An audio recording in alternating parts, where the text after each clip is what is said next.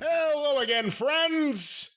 And you are our friends, and welcome back to another edition of Jim Cornette's Drive Thru, featuring the theme to The Great Brian Last. I'm your host, The Great Brian Last. We have another fun week, the last fun week of Drive Thru of 2024, to talk about AEW, to talk about bad executives or bad behavior amongst executives, as well as much more, a bunch of questions, some classic talk with this man, the leader of the cult of Cornette, Mr. Jim Cornette.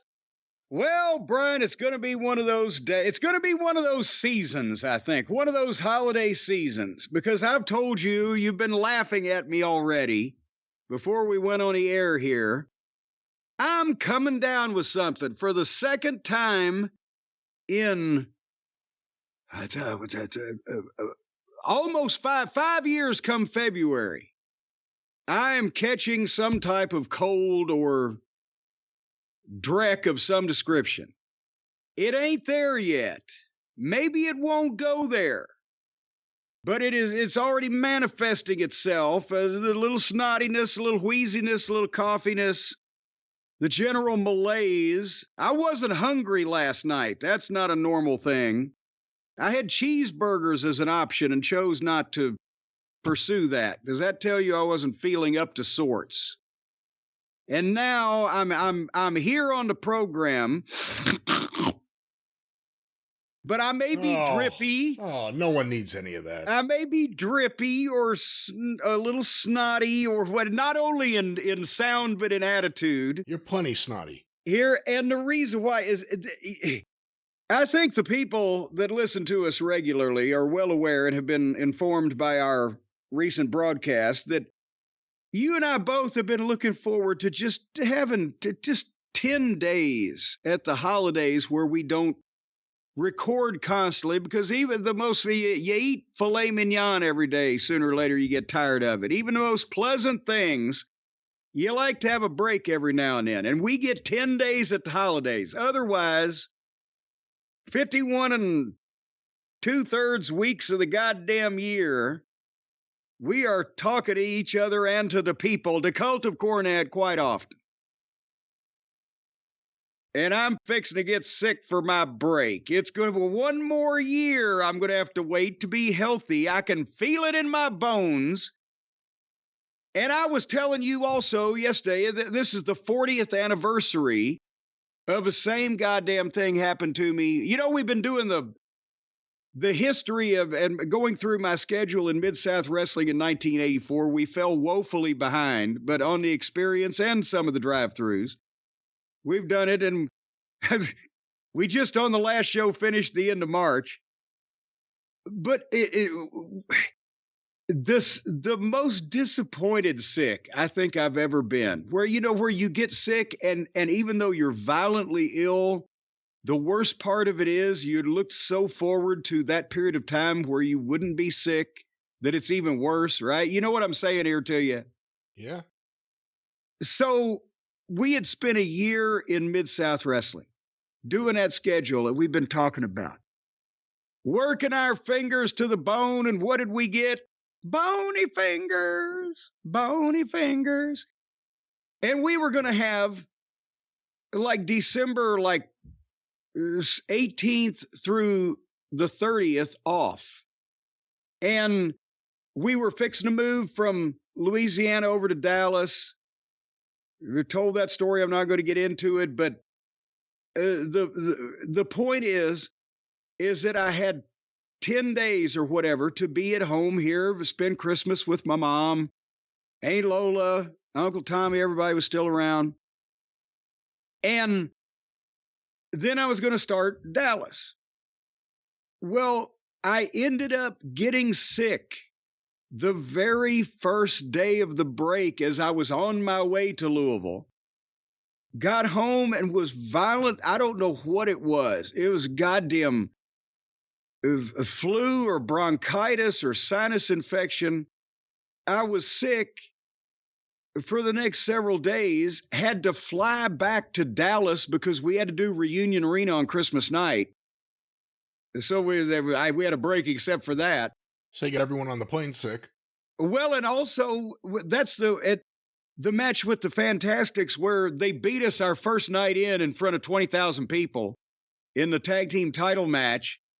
And I threw the temper tantrum in the ring, and when I threw the temper tantrum, I almost had a goddamn brain aneurysm. Bobby, because I had a high fucking fever shit, right? Bobby and Dennis had to almost carry me to the back. I was so fucking dizzy. And then I flew back to Louisville, and I spent another 4 days in bed, and then got up and drove back to Dallas to move there.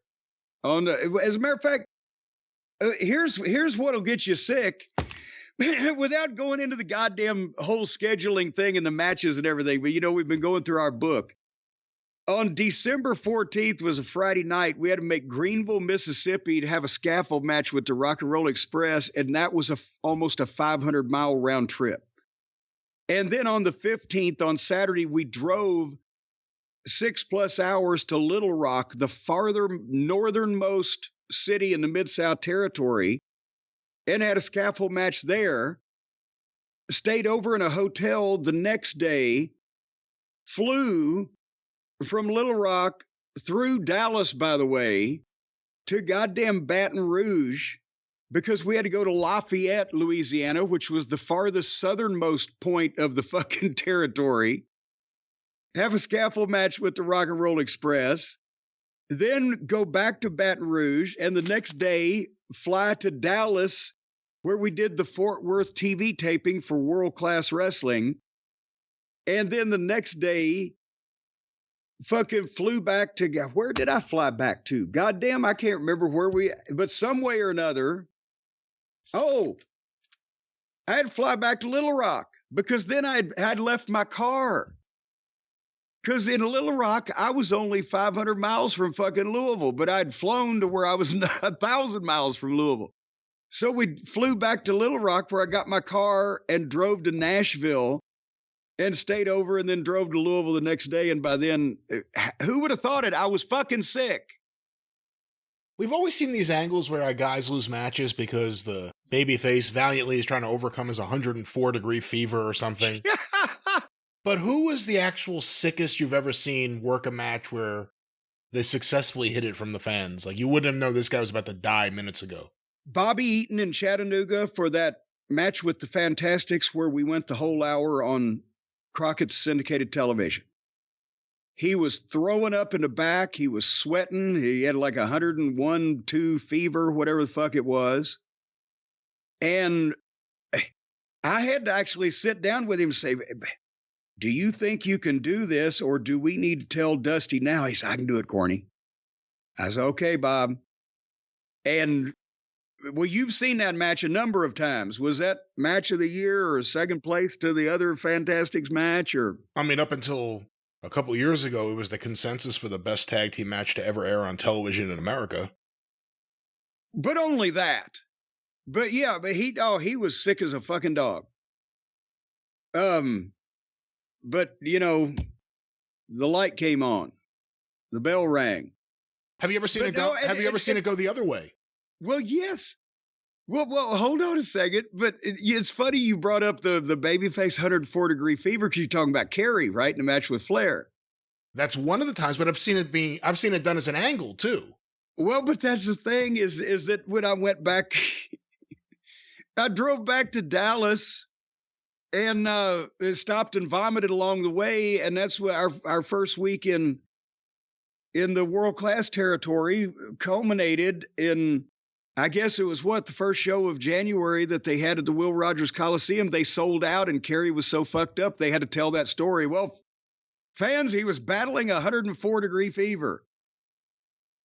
I think he was battling 104 fucking milligrams of whatever he fucking took. But somebody who couldn't hide. I mean, there have been people that shit on themselves, regularly in the ring at some point or other in their life. Didn't Louis Martinez do that to the Sheik? There was like some kind of thing where he warned the Sheik, I have a stomach ailment, and the Sheik fucked with him in the ring and hit him in the stomach, and then to get revenge, Louis Martinez put him in a stump puller. And just shit right down his back?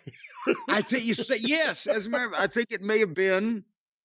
But there was, I mean, I shit on myself when I was wrestling. I've told that story. I was wrestling the principal of East High School in Morristown.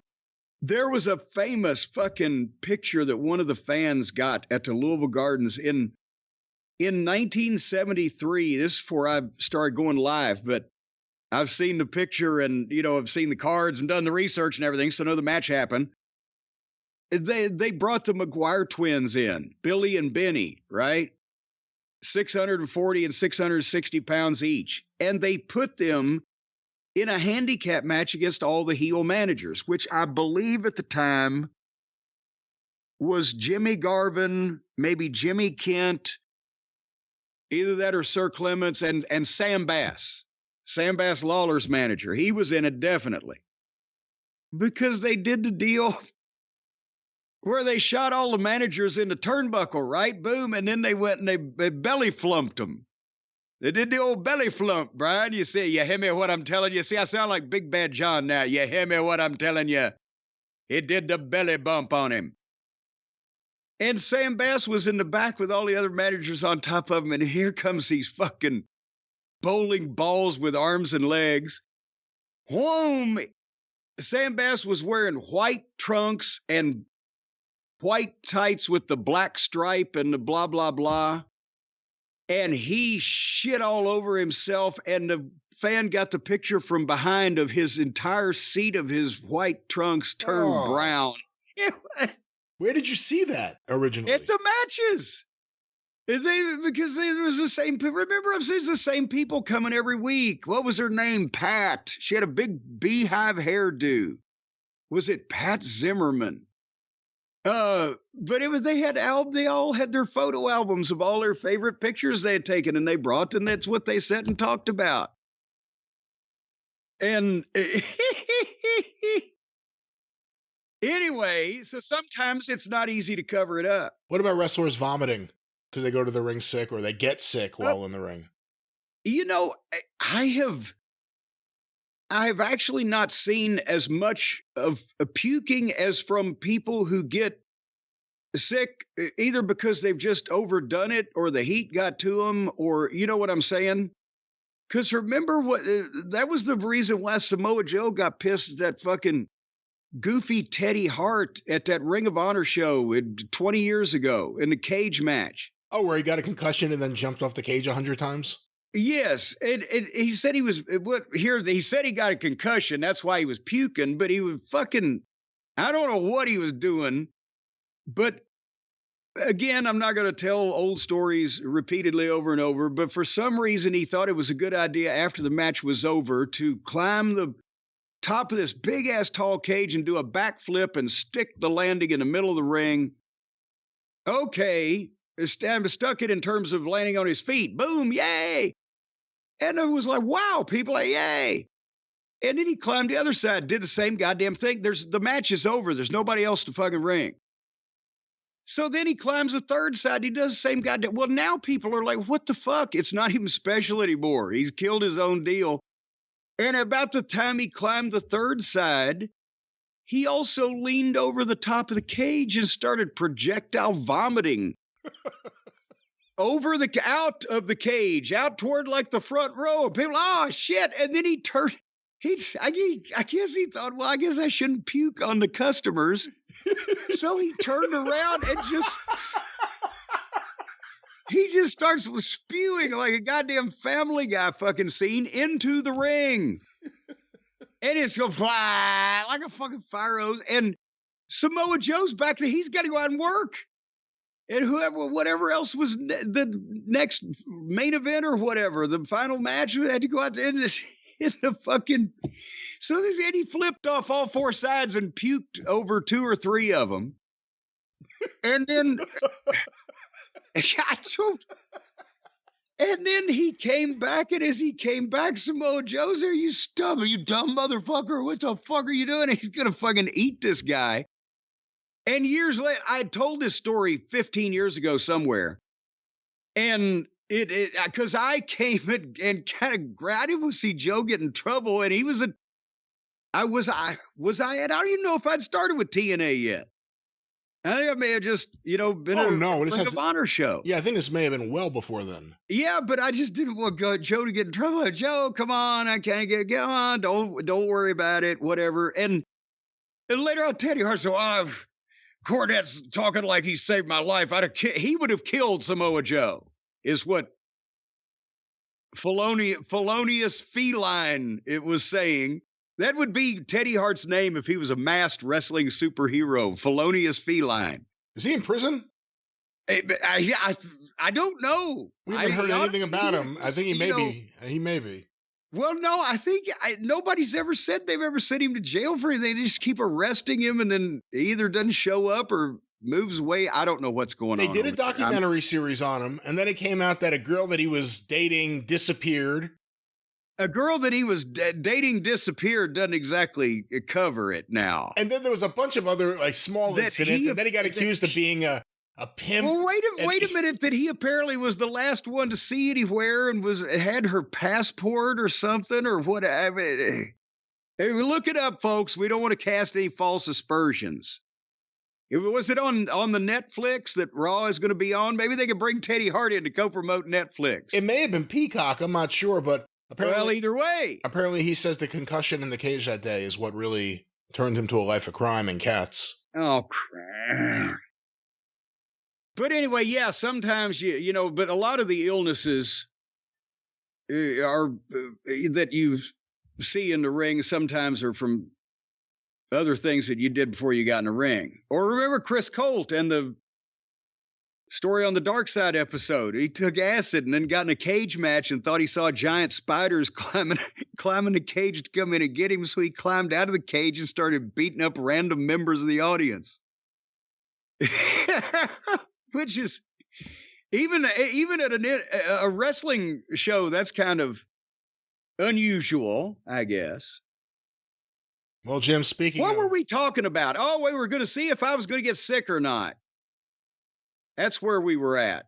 And so far, I don't really know either way. On that topic, you'd have to be sick to think you're going to get something from Cornette's Collectibles right now, right? Oh, God damn it. No, don't even. Just give it a fucking rest, folks, till the new year. We got some fun things we're going to talk about, but I can't deal with it anymore. I love you. I love you all. JimCornette.com. That's right. JimCornette.com. All right. Well, let's get stuff out of the way. I want to get as much fun stuff in as possible. Let's start off with Dynamite. Well, now wait a minute. See, now you've screwed the pooch here. You've shit the bed, as Mama Cornette would say. You've said, let's get the next part of the show out of the way so we can do something entertaining. Is not the way to present these programs, especially when I may not be particularly entertaining today because of my physical condition. Well, we will find out. AEW Dynamite aired last night as we are recording. We'll find out if you thought it was particularly entertaining. Of course, we had another near-fatal Darby Allen moment, but we'll get there. There were a lot of things leading up to their AEW Dynamite from, I believe, Washington, D.C., where they first ran Dynamite. Yes, Washington, D.C., but in a smaller building, it looks better. They actually looked like they had somewhat of a crowd. I don't know if we have any statistics on how many people were there, but it was the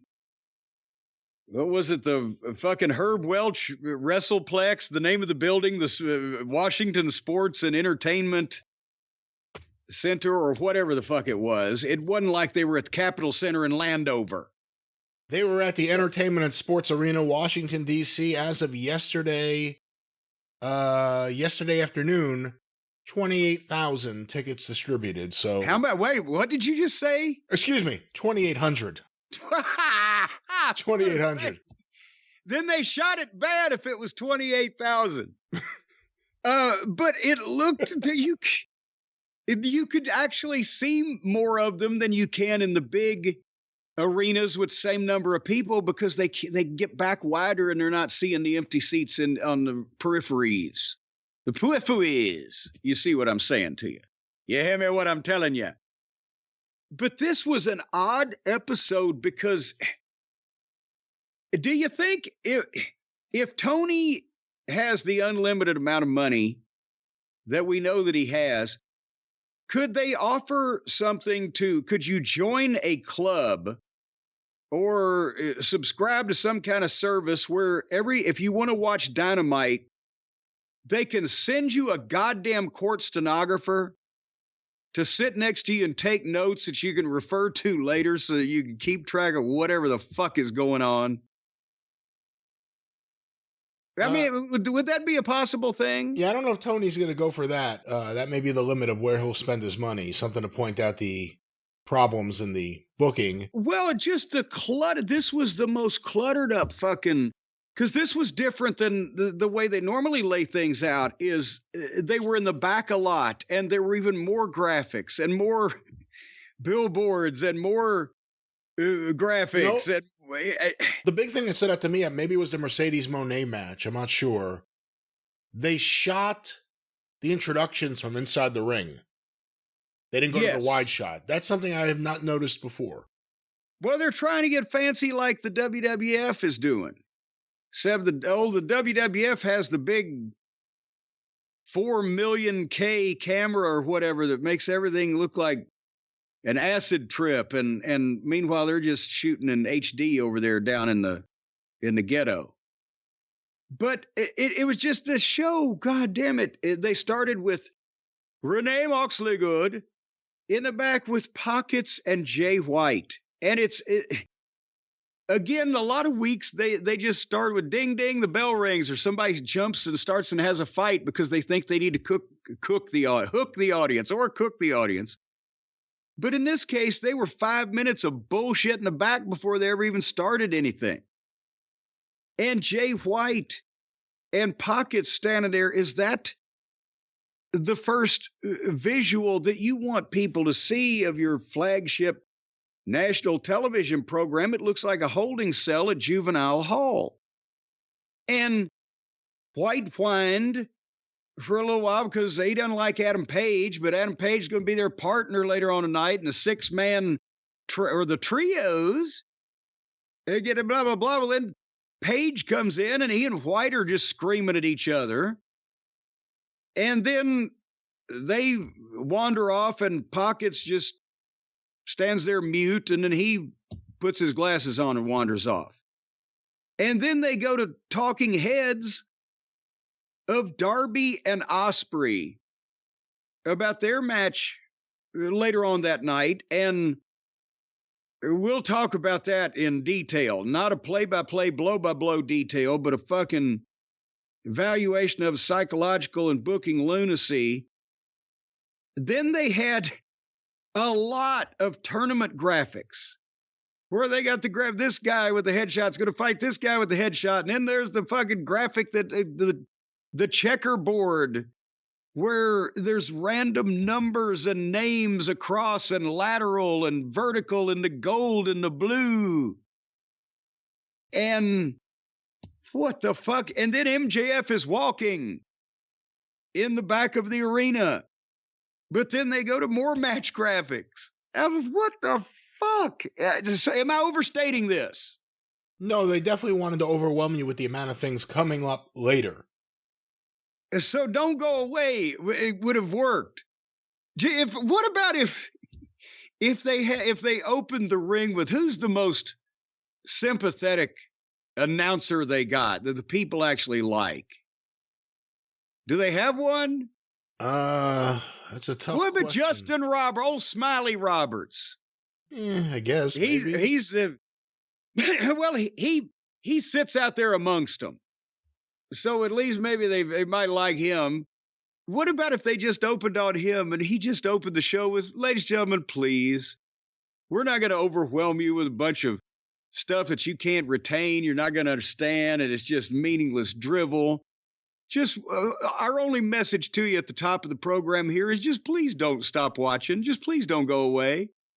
At least hang with us for 30 or 45 minutes. That's all we ask. Anyway, they did that, and then after 5 minutes of, whatever the effluvia, came Mercedes Moon. Mercedes Moon and Anna Jay. is the first match after this is over, the first match of the program. And on Mercedes' way to the ring, they showed her against Mina Mellons in a dance-off on a New Japan Pro Wrestling show with a lot of empty seats in the fucking stands. Where did this take place? I didn't jot it down. I was still transcribing from the graphics earlier. I believe California. Well, there's a lot more people than that in California. Not for that. Not for New Japan in America right now. So Mercedes and Anna Jay was the opening match, and Mercedes hit that, whatever that sloppy finish is that she called 1, 2, 3, and we were 20 minutes into the show. But the big question is, Brian, have you got your reporters at the Wrestling News out on the case? What's the deal with Camille? Who? Camille. That's not a name I hear on AEW TV. I don't know who you're talking about. You're going to have to help me out a little more than that. No one knows. No one has any idea what the hell's going on. They brought her in, immediately bungled her as the bodyguard, then made her the bodyguard who bungles. Then she's off TV. Was she hurt for real? I don't know. They've not done a single thing right since they brought her in. Not to say that she's Mildred Burke or anything, but they brought her in. No, she's June Byers. Well, and then we'll talk about that later on. But they brought her in and then immediately just made her another putz. And then she's off TV. I mean, that was pretty quick. That's like Mel time. Well, and again, the word emanating from out there on the West Coast is that you may have seen the last of Camille in AEW. And I mean, I called it from about the third week. I think that'd be the best thing she could do is get the fuck out of there. But perhaps did she take my advice? Because I mean, it's not like they figured. Well, the way that they brought her in was not like you would bring somebody in to be a flunky in 3 weeks and be done in 10. Well, again, I mean, a lot happened in those weeks. She almost, remember, she screwed up. She was supposed to run over Chris Statlander, and she didn't actually kill her. So that was mistake one. That's one. Then she got speared through a wall. And you know what? And that's why, because when they went through that wall where there were no studs every 18 inches, they were at least 4 feet apart, that AEW got reported to the building commission and they got fined heavily for that. That's probably what happened. You didn't watch any of the match? Oh, come on. It was pretty good. First, I know I've got 2 hours of this stuff to cover. And this is what I'm going to get the taste of my mouth in for first. The taste of Anna Jay was a whole lot better than anything else on the show. What kind of taste have you got in your mouth? No, listen. This match was maybe the best thing on the show. Well, Osprey versus Darby was a spectacle. But this match actually got the fans really into it. And you don't see that a lot. You don't see that with the women's matches. You don't see that with the opening matches on AEW. The fans get quiet quick. They got into this. They got behind Anna Jay. Whatever you want to say about Mercedes Moné's bad booking, her matches are connecting right now with those fans. Those are some of the only ones that are in the company. Good match. It only took her 6 months to get warmed up, is what you're saying. Let her wrestle. Don't let her book. That's what I'm saying. Well, I've never seen her wrestle, but I have seen her box. So then FTR were sitting in their apartment. They were on the couch somewhere. The blandest room I've ever seen. Not a book, not nothing. It's just a bland room. Perhaps it was a hotel lobby. But they were somewhere, but not there. And they started out the promo by saying that they told Moxley's bunch, Dick the Boozer, that they had no problem with them. And that maybe AEW needs to be forced into changing So, like, now they're starting out like, well, we're kind of sympathetic to these fucking guys. We don't want to piss them off too bad. And then they said, all we did was we stopped you from poisoning a man. That is a quote. We stopped you from poisoning a man. And they showed the B-roll of them preventing them from pouring drain cleaner. Your goddamn, Joke's on you. You say I'm a plumber. I'm a janitor. I've got the funnel. I've got the Drano. I've got the plastic bags. And the janitor came out of the drum. Any janitor that comes out of a drum is over. But so they said we stopped you from poisoning a man. And then apparently they referred to it. We saw B-roll. So what did Moxley's bunch did in return last Saturday on the show that nobody watches, and the people who do try to escape quickly, we may talk about that. They put hoods over FTRs. So they're in some kind of, again, this goddamn indie movie fucking scene that we call it Collision. And they put hoods, black hoods over FTR's heads, choked them out, and threw them out in the parking lot. Why did they just piss in their mouths while they were down there? Oh, the hoods were covering them up. They couldn't get a good shot. We didn't have a problem with you guys. All we did was stop you from murdering someone. Why do you have a problem with us now? Yeah, why did you beat us up? Because now we're not cleared until January the 1st. We are not medically cleared to wrestle until the very night that we're going to be in our hometown on TV. And then we'll be there versus the Death Riders. Death Riders in the sky. What in the world? Have they just made FTR into the biggest simpletons? And none of the baby faces have any guts or any luck or any talent or any goddamn gumption or emotion.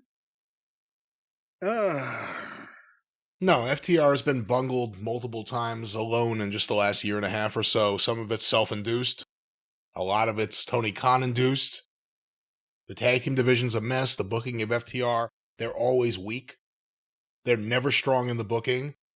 They tease that they're going to come back with a friend. A lot of people assume that'll be Edge, because he lives in Asheville as well, I believe. Yes. So that's what. Isn't it great whenever we'll just stay home and let this fucking simpleton send us a check, and every time they run our hometown, we'll show up. But that's what we may have to look forward to. Maybe it'll be just on Collision, who knows? But FTR and Adam Copeland, who's all over fucking social media with his arch enemy Christian selling a plank machine. Say a what? Like, you know how you do planks? You like, I don't know if you've ever done a plank. In what are you? What? You lay on the ground on your forearm. A plank of wood? No, a human plank. You lay on the ground. You're building a shed. You're building your abs. You lay on the ground with your forearms, instead of like a push-up position, you have your forearms down, and you suck in your gut and you hold it. Apparently. Well, that sounds hard. Well, it sounds pretty self-explanatory. I don't know why a machine or a device would be needed to aid with that, but whatever they have to do in their private time, these two, again, blood feud enemies on AEW TV, wearing workout clothes and selling equipment on fucking Facebook. But that's what we have to look forward to. Edge and FTR versus the Death Riders. That is death right there. That is death. Adam Copeland's booking's been a mess since he got there, and FTR, it's just the booking. Again, some of it's self-induced. A lot of it's not. But this is nothing that I'm looking forward to. And let's see. Yeah. I'm very curious. I know Asheville, their hometown. I just saw, what was it, Charlotte? Are they running Charlotte? Yeah. Oh, my God. Did you see that? The old Charlotte Coliseum that Crockett ran back in the day is now called the Bojangles Coliseum, because Bojangles Chicken is wonderful, by the way. I wish we had one right here down the street from me. Yeah, I've never seen one. Oh, my God. You have never been Bojangled? Up here in New Jersey? Mr. Bojangled. Well, in your various travels around the world when you were a younger man and a avant-garde, bon vivant. Yeah, I figure you might have stopped in at the Bojangles. Yeah, that's where us avant-garde people go usually. Yeah. Bojangles. Well, a lot of you. That's where you meet the bon vivants. And their gravy. Oh boy, and biscuits. Oh boy, and their sour. I tell you. But anyway, what about their arena? Their arena seats 12,000 people, and they've apparently. And that's not the big arena in town. So we said go to the secondary arenas, but still the Charlotte Coliseum seats 12,000 people for a full wrestling setup. I know because I've been there and sold it out. However, I think they're set up for what, like 2,500? Is that what I was saying? That they're just trying to sell. Not that they have sold. Well, they're set up for... And it's AEW Collision on Saturday, January 4th. They're set up right now for 2,100. There are currently 12,000. I did it again. There are currently 1,200 tickets distributed. 16 days until the show. Oh. Last time they were there, by the way, Collision, January of 2024, almost exactly 1 year earlier, 3,800 people. Well, and that ain't too great, but nevertheless, speaking of not being too great, I think they've finally done it. MJF's music hit. The only thing the people have seen in the ring is a girls' match, which and by the way, you said they liked it. Maybe it's because that's the only thing they'd seen in the fucking ring. Everything else was backstage and graphics and in somebody's apartment. So then MJF's music plays. And the reaction is not what it used to be. It's now, at one point, they were into the idea of booing MJF, not only because that was the thing to do, but because he really had a little, fuck you, that type of thing. And then at some point, they realized he was the only entertaining thing on the show, and the ones that did boo him were working with him, but he whatever he got the biggest reaction, or one of the biggest, one of the 2 or 3 biggest, maybe. It ain't what it used to be, is it? The old gray mare, Brian? I think even though he hasn't been there, the bad booking got him. That's what happens. And, they rushed through the babyface thing. They didn't have any heels ready for him when he turned babyface. The Adam Cole thing, which even when it was its hottest with AEW's fans, I wasn't a real big fan of. I thought it was too cheesy, it was too silly. But they at least had positive metrics they could show. And then since that time... And they had a place that they allegedly were going with it. We don't know what that would have been because everybody goddamn ended up in intensive care over a period of, a year and several months. And since that time, nothing that MJF has been a part of has... I mean, he's still doing stuff with Adam Cole. This is forever now. Nobody wanted to see this, and they had multiple chances to divert both guys in different ways, and they didn't. When he became babyface, Christian started doing all of a sudden the whole, your dad's dead, your mom's dead, I'm your dad. Like, he almost took the parts of MJF that no one else was doing, and he just was a little more serious around it as opposed to MJF.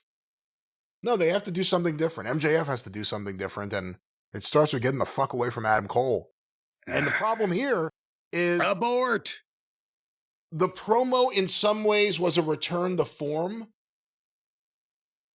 But if you look at it that way too, he's pointing out the truth about Adam Cole as a heel. And when Adam Cole finally comes in there and gets his hands on him, I don't believe it. Because everything MJF just showed on the screen looks about right to me. Well, let's let the people in on it. Because the guy who used to be compared to the devil and was the hottest heel in the company came out and knocked the local sports team, the Washington Wizards. What do they play, the Wizards? Basketball. All right, but they haven't been there long, have they?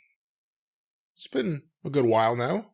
Well, back in my day, Washington didn't have Wizards playing basketball. What day is that? Well, I remember the days of the Washington Celtics. Really? See, I don't know. Anyway, he knocks the Washington Wizards, and he got a fucking chant from the Wizards suck, Wizards suck. So then he plugged Hanukkah and told him that Santa Claus wasn't real, and people started chanting Santa. And then should they bring in Santa to work with him? It would be better than what they're about to do. That's right. Because then he's doing a stand-up bit now, but like you said, it was so true. And where sad music plays, and he does a little voiceover piece for help feed a hungry small child this Christmas. Adam Cole and a picture of a small yellow baby goes up on a screen, which there was some small amount of photoshopping or tweaking or AI going on, but they made Adam Cole look like he was a living skeleton with it accentuated his skinicity. And it was fucking way too close to the bone. And says, please help by buying the pay-per-view so you can put a small yellow child out of his misery. So he's making fun of his fucking, I can't say physique because he doesn't have one anymore. And the bad spray tan, and just that it's just, go ahead. And then part of the problem too is, and I'll let you finish what else happens here, but they go to Adam Cole in the back. And for the first time since he's returned, he has no spray tan. Now he just looks pale and sickly. Yeah. Lay in the sun, get some vitamin D the old-fashioned way. What the hell are you doing, kid? Didn't they all move to Florida? I mean, I could understand not being able to lay out if he was still in Pennsylvania or whatever. I think he moved back to Pennsylvania. Well, good goddamn, there's tanning booths. I mean, anyway, well, Adam Cole got on the screen and said he met with Tony Khan. And Matt Taven and Mike Bennett walked in. They're going to, he just said they're going to be watching his back, right? About the ring thing or what? Because they're fighting for the ring. He said, but the way he said it was a way to build to a pop that never came. He goes, I talked to Tony Khan, and when I wrestle you, I'm going to have two guys watching my back. And all of a sudden they walk in from the left and the right. And the crowd there, no one's popping for Taven and Bennett. Well, yeah, no, there was no reaction to this. And then he said, oh, and one other thing, am I kicking your ass yet? And then they get a shot of MJF go, what the fuck? And Adam Cole's in the ring behind him. So he's been talking to us as a pre-tape. Because he's only 110 pounds, MJF didn't hear him coming. He didn't feel the vibration of the mat. Because he was... And then he beat up MJF, and MJF ran off. That should be his new gimmick, quiet as a mouse, Adam Cole. Yeah. But, I mean, you know what? They ought to fucking go in and do audio edits every time that Adam Cole takes a bump. Instead of the ring noise, bam, it ought to be poof, poof. But no, I don't think anybody wants to see this because of all the reasons that you just mentioned. And it's just using MJF up. Yeah, again, wonderful performance, but to diminishing returns from diminishing people. And the other problem is after this, I'm not sure where they're going to go with MJF. You got to hope something new, something fresh will be fresh for us. With Adam Cole, there's no one there I want to see him in a program with. No one. I don't want to see him wrestle. Maybe Leo Rush. But Leo's in shape. But seriously, I don't want to see this anymore. Then now that they're talking about it on the TV, this guy that you guys have not been reacting to for weeks, who you guys almost groaned when he beat Brian Cage, here's an image of him that makes him look even skinnier. No one buys this. Well, and besides that, Taven and Bennett, how long have they been there now? Close to 3 years? And have they ever won a tag team match on Dynamite? It's too late now, but he could have. Look at the two guys are more impressive than a lot of these fucking people. He could have made them something, but now he's putting them in this position after never making them anything and them barely being seen. So anyhow, Christian Cage and his bunch came to the ring that the big prehistoric lizard has been replaced by the minute English microbe Pip Sabian, but he's got Pip and he's got Nick Plain and Nick Plain's mom, and they're going to fight Hook and Shapoopy. So Christian Cage and Nick Plain versus Hook and Shapoopy, with Hook and Nick starting. Do you remember that TV show they tried to do 20 years ago or whatever, Mat Rats, about teenage wrestlers? Oh, I've heard of it. I never actually saw it. I think even Bischoff was involved in some kind of and potentially the aforementioned Teddy Hart that we were talking about earlier. Yeah, like teenage wrestlers. And the Calgary bunch was advanced in that categories as they train at birth up there. Those are the greatest teenage wrestlers ever. But it looked like the Hook and Nick Plain, it looked like Mat Rats on this program that increasingly looks amateurish, not in terms of, well, I would say not in terms of TV production. Sometimes they nail that too, but no, they're shooting it in high def and everything, but the people on it don't look like they ought to be on television. They look like the people that Darby Allen told us they were a week or so ago. He said a lot of these guys have never made a living from wrestling before, so they don't want to rock the boat. Remember when he said that on TV? Yep. Now they got some of them in the ring for us to look at. So Nick's mom drew the corpse referee so he could stand there and jaw at her for ages while Christian hit his finish on Shapoopy and then let Nick pin him. 1, 2, 3. Well, was I missing any of the high points that I didn't watch? There were no high points, Jim. When you send someone out there with Ishii or Shibata as their partner, you're telling the fans not to give a fuck. And all this Christian stuff with Hook has been bombing to me. It's been going on for a while now. Enough. Just enough. Enough. There's so many people here that are the steady forces of everything while the ratings have gone away and interest has dropped.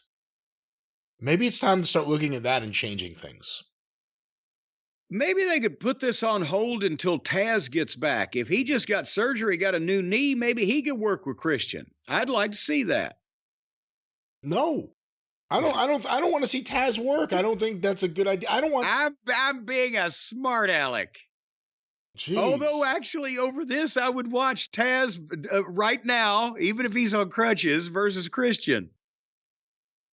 Over this is what I would do. But maybe they can make Taz a heel manager again. Was that the reason he stopped being a heel manager and started being a commentator? Was whatever his ailment was? Not ailment, but he had surgery. Was it his knee? Was it his leg? Whatever he did. Knee replacement? I don't know. I haven't read his medical file, and I'm not sure what the whole story was. But goddamn, I'll take Taz's head in a jar of blue liquid right now in a variety of these places over some of these other people. You put him on top of one of the ring posts of one of those glass domes and let him emanate his voice from. All right, well, that was the Christian match. Yes, and it was followed, Brian, again by graphics and billboards for 7 different upcoming matches, both tonight and Saturday, including all of the information on the tournaments and the gold blocks and the blue blocks and the blue blockers. That's where he got the idea from, that commercial from a number of years ago. But that's, again, graphics and billboards, 7 different things in just over and over. And how are you? What? In the middle of the show, for the first time ever, I got a commercial for TNA live events because they're coming to New York and LA. But starting now, that's in the middle of next year. I think July, they're coming to New York. We got a commercial now for the first time I've ever seen one. Oh, and probably pretty sure that was a local buy, which you can, because some people are going to say, well, how did they get on? You know, you can buy local avails from your local cable company that still exist around the country. But how are they? They're advertising a show 6 months in advance, and while they're telling the talent that they're cutting their money, is what you're saying TNA is doing? Well, we'll have more about TNA when we have more details. Well, I don't mean to hop ahead of, but I'm just that takes balls. They've told somebody, well, we're gonna have to fucking pay you less, and then the guy just sits down and they bought television commercials in New York. Those are more expensive than they are in Pixley, from what I understand. Speaking of New York, why is Chris Jericho the king of New York, Brian? Because he's bored. He needed another gimmick, another stupid thing to try to trademark, I guess. Because he's bored. I mean, everything at this point is like Jericho trolling all the people that don't like him, which outnumbers the amount of people that do like him. So it's a kind of self-defeating process here, but this is terrible. And by the way, he's plugging the Ring of Honor pay-per-view, which is either Friday or Saturday. I don't even know when it is. It's this week. Well, yeah, well, that's the thing is you spent like 3 minutes looking at Chris Jericho waving with fans and going around to various New York landmarks or pieces of real estate or, you know, the fucking pizza place or whatever on the street. And he's doing a goofy voiceover of this gimmick of, you know, why I used to be the king of the world. Well, now I'm the king of New York. And again, there was very little fucking promotion of a point of, I'm going to be here for Ring of Honor. We're going to be 3 nights in the Hammerstein Ballroom, whatever the fuck. It was just him being goofy, posing on video around the streets of New York. Yeah, King of New York, by the way, it was the New York fans that were the first ones to chant, please retire an NDA at Chris Jericho. That started on Long Island. Those are New York fans. And could he not be live in Washington, D.C. because the authorities might have a problem? Because his wife was at the insurrection 4 years ago come January 6th. So well, they don't just nail your spouse for that. They get you, not your spouse. Well, maybe he might have been hauled in for questioning. He's Canadian. He's Canadian. He's Canadian. He could start some kind of big thing between the countries. No, he's got dual citizenship. We've got the right to spank him, too. Can we give him back? Do we have the right to give him back to Canada and force him to stay there? It can be revoked. You know, that's why I'm serious. Wait, you know what? No, that's serious because his mother was Canadian, father American. He had dual citizenship. I know this because when we brought him into Smoky Mountain Wrestling, Lance did not. We had to get him papers. We didn't for Chris. But if you had some kind of dual citizenship going on, would you let your wife go to an insurrection of one of those countries on the theory that maybe it might be revoked on one side? We never thought of that before. You know, the other thing, too, is he did the voiceover of this thing, and it really made me think of, he's done a lot of voiceovers on Dark Side. He sucks at doing voiceovers.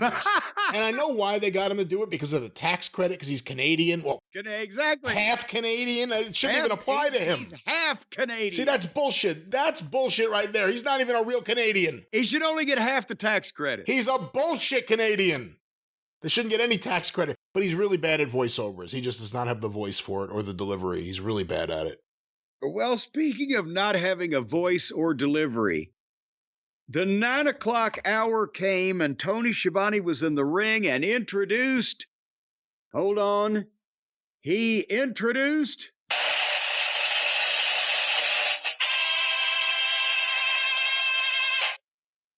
Ricochet. Holy jeez. Now, can I stop you before you go any further? Go ahead. There's a lot of Ricochet on this show. He was bouncing around everywhere, wasn't he? Is Ricochet of the mindset that what he is doing outside the ring, not even talking about his in-ring stuff, that what he's doing outside the ring is good? Now, this is leading to fans wanting to see more of him? Or is this a deliberate attempt to sabotage his career by some unnamed person? Because what the fuck are they doing to Ricochet? Well, first you're supposed to hide the negatives, accentuate the positives. And don't mess with Mr. In Between. Now find the negatives and broadcast them on the mic over and over and over again. At first I was like, oh my God, he's going to talk to begin with because it's the 9 o'clock hour and I can see put him in a match for that audience, but he's going to talk. But then he didn't because Toni asked him some meandering and non-specific question about the attitude change he's had lately. And right as he said like 2 words, the Hurt Syndicate music interrupts and out they come to the ring. And again, by the time that the camera has the Hurt Syndicate in the ring, Toni has already just handed Ricochet the microphone and has turned and just walked out of the ring just like a fucking mute whipped puppy. It's like, it's like it's all by, oh, this is where I step out now, and this is the scene. Instead of, you're still the announcer of the fucking show. You had the microphone. You were talking to this fucking guy. These people are interrupting you. Why do you not then, as a bridge from the talent in the ring to the talent coming out, say something to the effect of, well, now here comes so-and-so, and it's certainly not their time because we're busy talking to Dicklick over here. And then when they get in the ring, then they can, if they want to, they can run him off. And that looks bad enough, but you just leave like a goddamn limp dick. He hands it over. They used to say the announcer should never let go of the microphone. He just hands it over and then leaves. Sometimes he just stands in the corner. Other times he leaves the ring. Yes. And I do what... So anyway, Ricochet is like, well, hey, you know, we all look good in our suits here. And he's like an Eddie Haskell-ish type of little wise ass that's suddenly got the big football players around him in high school. Hey, did you guys see how I beat Commander and Brody King and Shelton? Maybe you and I are going to face each other in the tournament. And, you know, I've got 6 points. Maybe you'll get 6. He's being a little smart ass to these guys, all of whom, including the manager, could tear him apart with their fucking teeth. And then he plugged more tournament matches. Like he's out there doing the announcer's job. And then we're going to have this match and that guy's going to wrestle this guy. And finally, MVP just says, you still got my business card I gave you. Let me see it. And Lashley grabs Ricochet in like a souped up version of the Christine Jarrett grip, where she would grip an offending wrestler who had done something wrong with a thumb on one side of the cheek and the fucking forefinger on the other and squeeze him a little bit and talk to him like that. But he just fucking goozled Ricochet and literally almost lifted him up off the ground. And MVP took his card from Ricochet's hand and tore it in half. What the fuck is going on? And I said, thank God. And MVP said nobody likes a kiss ass. And then Lashley let him go and didn't even tell him verbally, just basically gave him the nod. Take the fuck off. Hit the bricks, pal. And he did. He got out of the ring and fucking brushed himself off and left with his tail between his legs. These baby faces are, boy, I wish I'd have had him charging up San Juan Hill with me. Good Lord. And then MVP went to the desk for color. Lashley left for the time being, and Shelton stayed for his next match in this bogus tournament. And like you said, that's not all we'll see of Ricochet, but this is the worst, but this is the worst he's ever been made to look. Where the whole point of the segment is to make him look like shit. And I'm sure they have something in their head that they'll recover from it, and maybe he'll, I don't know what, he'll be their Eddie Haskell, or all of a sudden he'll get hard. I don't know what it'll be. But this show, and this wasn't it, made Ricochet look like the dumbest motherfucker out there. And he already does, honestly, because between him again arguing and cussing out to random fans on Twitter back and forth like over and over, and he doesn't have a good personality. He if you like the flying stuff, he can do the flying stuff if they showed him in the ring, but when you hear him talk, or he just says these goofy things. Anyway, speaking of goofy things, in this tournament, they booked Shelton Benjamin against Rigor Mortis. And why have this? Shelton is... For the Gold League, for 3 points. What do you mean, why? Why? Well, you know what. But again, Shelton is one of the only people that's come in and gotten over rather than less over as the weeks go by with his matches and his performances, and you put him in a match with this sloppy ass fucking guy that's going to try to do a bunch of shitty lucha and drag him down. And that's what happened. When Shelton was in control doing his shit or doing anything, it looked great. When Rigor Mortis started, he whiffed a spinning head scissors with his fucking giant beast with the big ass upper body needs to be doing spinning head scissors. But he missed it. And all of his shit looked rotten. I don't know if he hit one major thing correctly, and you couldn't figure out who the fucking heel was. And finally, Shelton super kick, 3 Germans, 2 knee lifts, a suplex, and beat him 1, 2, 3. So he did the best he could with this guy, but it wasn't that good. Because why would you have this? Why would you not be able to see what this would look like ahead of time? Well, they're in the tournament. They have to wrestle each other. And it had to be here. It couldn't be on Collision. Take Mantar out of the fucking tournament. Well, he's representing the Beast division. No, but it was all right. Shelton's become one of my favorite guys actually in the company. So I didn't mind this match terribly. But, for everyone who likes the Beast Mortos because he could do things, he looks horrible out there. Like the outfit, the tattoos, the mask. Well, what was he doing that was impressive that he wasn't flummoxing up or completely missing? Well, for a bigger guy, he can, do a backflip when you hold him up, and he could flip around and move around, and he could do that Cody Rhodes scoop slam. He can do the first half of whatever he tries to do. And he's a lawyer. He's a lawyer named Frank. Well, I'll be frank. He sucks. So then it's not over. Because then here comes Bobby Lashley in, and they start beating up Rigor Mortis, and then the music plays, and here comes Danny Garcia, and he doesn't run out there to save the fucking guy. He stops in the entryway and does a promo and says, I know what'll happen if I come down there 3-on-1, but I'm going to anyway. But before he can, they play Mark Briscoe's music, and he comes out. And both of the baby faces hit the ring. And I swear to God, they fucking beat them up too. They beat up Garcia, they beat up Briscoe, and they took Danny Garcia's belt and made off with it. And I'm not saying that they shouldn't be putting the fucking Hurt Syndicate over, because yes, they're the only stars you got at this point. But every babyface in every situation is just, well, fuck you. That's it.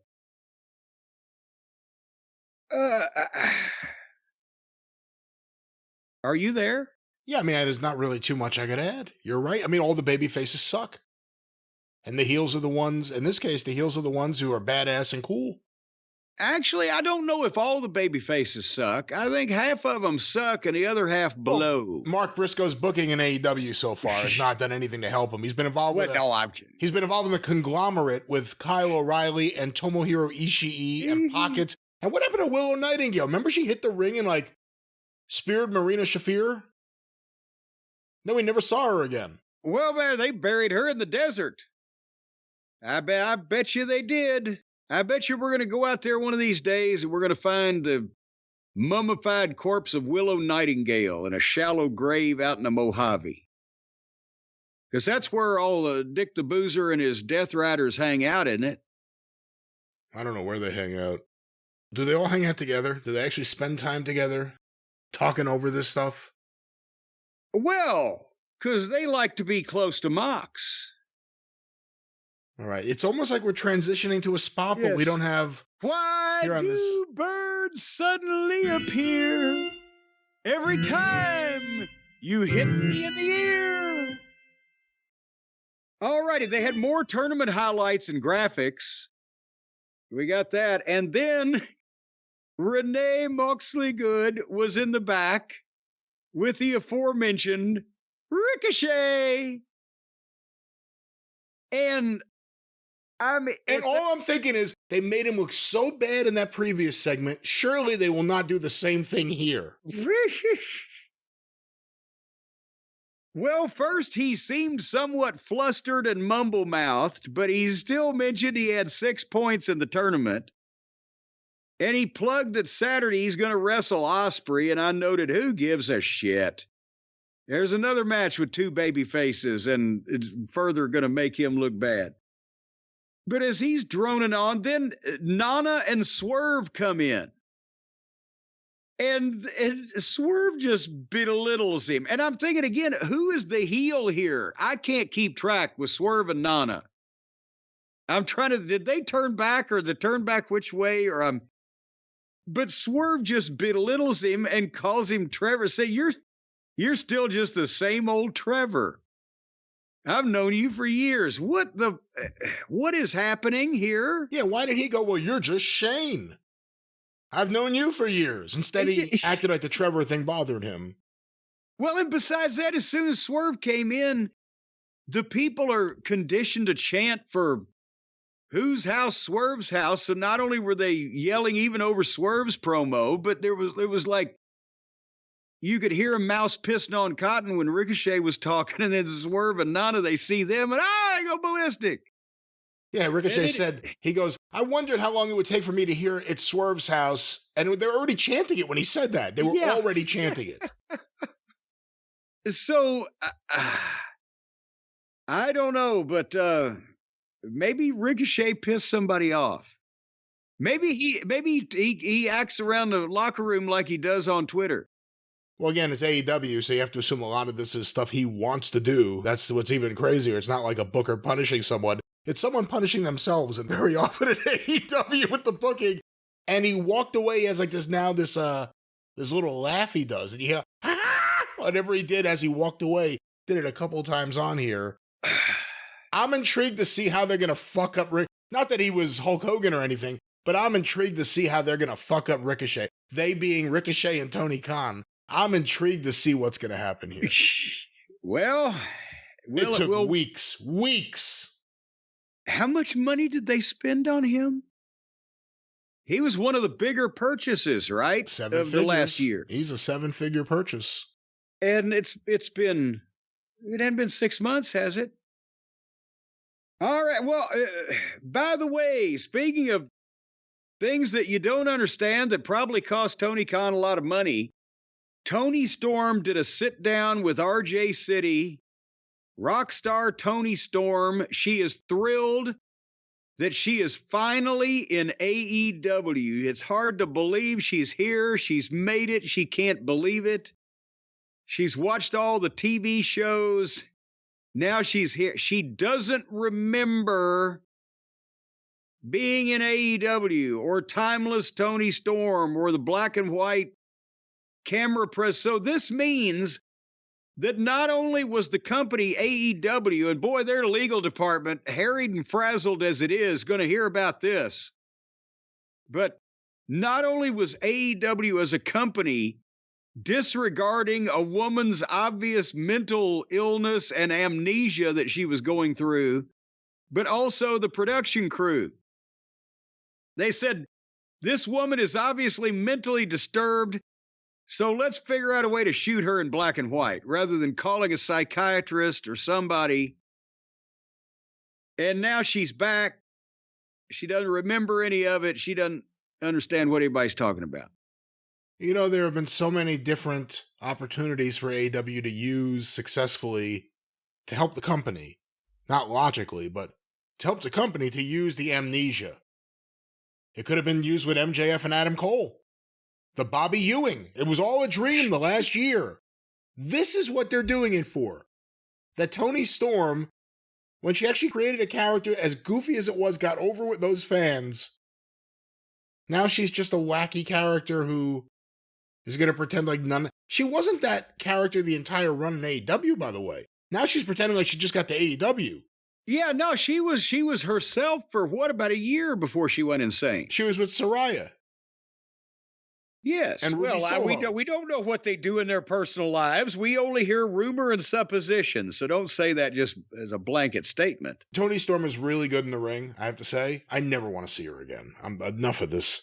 Never want to see her again in wrestling. If she wants to take her show, AEW has she wants to take her shirt off. She wants to take her show on the road. No. She wants to take her show on the road. AEW has talented people, especially in the women's division, who just don't belong in wrestling. And Toni Storm's good in the ring, but, I don't want to see any more of her bad acting. I'm sorry, I don't. Well, speaking of being good in the ring, but not wanting to see any more of their bad acting, Will Osprey and Darby Allen in a tournament match. And babyface versus babyface. Well, that's what I was going to say. I'm not going to give you a play-by-play of this match. It was what you would imagine it was. It was two guys who there's nobody to produce them or teach them, just playing a video game with themselves. In indie-rific fucking people are doing moves to each other back and forth, bouncing up and down and not selling anything until they all decide to sell something. At random choice. But the booking insanity and that they would do this. Osprey was another one of their big purchases. And unlike Ricochet, we could see him being the fucking top guy, right?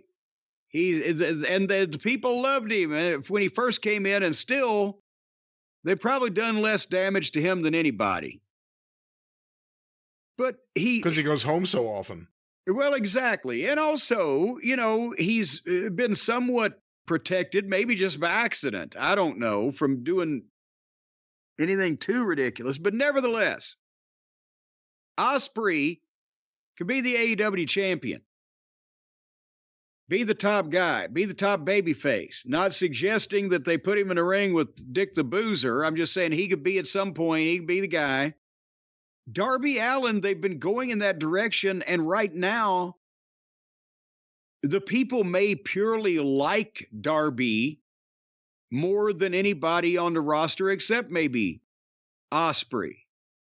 Don't you think? I mean, the Hurt Syndicate's over as stars, but they don't necessarily personally like them. Yeah, no, I think they're the two top baby faces in terms of popularity. So what the fuck? This is book it to have this in a tournament that means nothing. Nobody gives a shit about this bogus-ass 5th level title. You've given it away in a meaningless tournament. There's nobody there to produce the guys, so they have every bad indie gymnastics meet match that you've ever seen on a fucking indie, only they do things better than most because they're wonderful athletes. But now you've given it away. And also, you've not only given the idea of the match away, but you've settled it.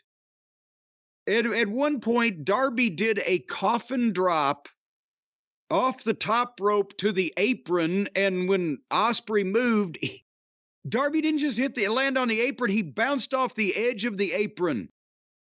The hardest part of the hardest part, to the fucking floor. And that was a break spot. And they continued the match in picture, and the breaks, what are the breaks, 3.5 minutes? By the time they came back, Darby Allen was back on offense, doing more flipping over him and shenanigans. They're just taking turns doing shit. That apron spot was so loud, too. The way he hit. And then when he landed on the ground, he didn't move. I was like, oh yeah, that clearly broke his entire spine. Well, and of course, and it should be sold like it did. But it wasn't. Because these two are fucking complete idiots, and there's nobody to put their foot down and produce the performers. The movie has no director. The actors are just jacking off on camera. So then, finally, Osprey gives Darby Allen, I assume everybody's familiar with the Styles Clash. I don't know how to explain it to you, the belly flopping thing that AJ Styles does to people upside down. But he gave Darby Allen a Styles Clash off the apron of the ring onto the floor. And not only was Darby was face firsted to the floor, but then Osprey sells his knee and sold the shit out of his knee. And rolled in the ring and is still scooting around selling his knee. And Darby is the count is 7, the count is 8, and suddenly after 9, he just got up and dove headfirst in the ring. And then Osprey jumped up and hit a Cody cutter off the ropes onto Darby and got a 2 count. So his knee is fine, and Darby's fine and then Osprey went to do something else, and they spun around each other, and Darby reversed it and did a scorpion death drop, a coffin drop, and another coffin drop. 1, 2, 3. And beat Osprey after the Styles Clash off the apron that he sold for the count of 9. And then got in and just whirlwind beat the fucking guy. And first off, you shouldn't have had the fucking match, because there might be a time when either one of these fucking yahoos is the champion when you would want to have a pay-per-view main event where the other one fucking challenges in a Bruno Pedro moment or a Andre Hug or whatever the fuck. Or if you wanted Darby to win, why didn't goddamn he just barely beat the count when Osprey gave him the thing but hurt his knee? So then you would have a disputed decision, and you could even fucking say, oh my God, you could put out the story that Osprey hurting his knee, now the tournament is in turmoil. This was this was not planned. And the points are, we might have to have a whatever the fuck. Or don't do that move. Don't do the Styles Clash off the apron of the fucking ring. Do something else. Or let fucking Osprey barely beat the fucking count in because he hurt his knee, but the other guy can't. But you've left nothing for the future. You've settled the matter flat that Will Osprey can't beat Darby Allen no matter what he fucking does. The whole thing is fucking phony. And if you had a world title match that people had to pay for on pay-per-view between these two guys in the future, why would you give a shit? Because Will Osprey lost in the Continental Classic to Darby Allen. No, I mean, it doesn't make much sense. The commentators suck, by the way. I guess it's important to point that out here as always. It is important to note that. You brought it up a little bit with Shelton against Beast Mortos. Why do this match? Why are they having this match? In a lot of ways, you could say that about most things in the Continental Classic, as opposed to a traditional wrestling tournament where if you have 8 opponents, let's say, you can conveniently, smartly book it out so that you get the desired matches all along the way without the matches you don't want. Right. In this case, everyone wrestles everyone, so everyone's going to look bad at some point against other baby faces. Heels against other heels. And then with AEW, some people, you just don't know what they are. Yeah, you can't really... They just don't fit any category, except possibly boring. And speaking of boring, we have come to the time you... Remember what I always told you, Keith Mitchell in TNA, he was the producer in the truck. He would always say every single taping, he'd announce in the truck, and ladies and gentlemen, we've come to the match we've all been waiting for, the last one. A 6-man trios match with Dick the Boozer, Wheeler Useless, and Pac against Light Switch White, Pockets, and Hangnail Page. And I'm sorry I couldn't take this seriously anyway. Children and cosplayers. And they were a few minutes in, and White tagged himself in from Page, and Page got mad at that and just walked out. And then finally in the overrun, because they had to run over even though nobody was clamoring for it. I think if you could have done an interactive poll, if the announcers had said, ladies and gentlemen, would you like us to stay with this match till the conclusion? I don't know if that would have won. But finally, Paige came back in and jumped Moxley, and they did some sloppy choreographed shit where Pockets hit Moxley with a Superman punch while Paige was going to buckshot, and then Paige did the buckshot, but was he going after Pockets, but he hit Mox? I don't know what the fuck. And then Paige and White started yelling at each other again, and Dick the Boozer schoolboyed Pockets 1, 2, 3. And then while the babyface team was arguing with each other, they got in a sloppy six-way with the heels where the heels kicked some more shit out of them. And then Boozer and Schaefer ran off. I would have to think running off was the key at the end of the program there when we get those quarterly hourly ratings, Brian, that a lot of people had run off by then. We'll see. There's going to be a lot of suspects. The Christian tag team match, that could do it. The Toni Storm segment, that could do it. This one should most certainly do it. You know, when Moxley and his crew all of a sudden grabbed chairs and got around the ring again as the three baby faces were fighting with each other, I said, oh, this is going to be a mistake. If these guys hit the ring again, the fans are going to really be sick of it even more. And they did. And they did. And they were. And they were. Who wants to see this match, the main event of the pay-per-view? Moxley versus these three guys. I don't think anyone wants to see it. Well, then, but now there's intrigue as to whether Paige and White are going to be mad at each other and fight each other. And Lord knows everybody wants to see that too. And then they've thrown the mascot in again. So, no, nobody wants to see that. But instead of World's End, they'll probably need to change the name to Will It Ever End? Well, that was AEW Dynamite. It ended, and we shall return momentarily with more of the usual fun.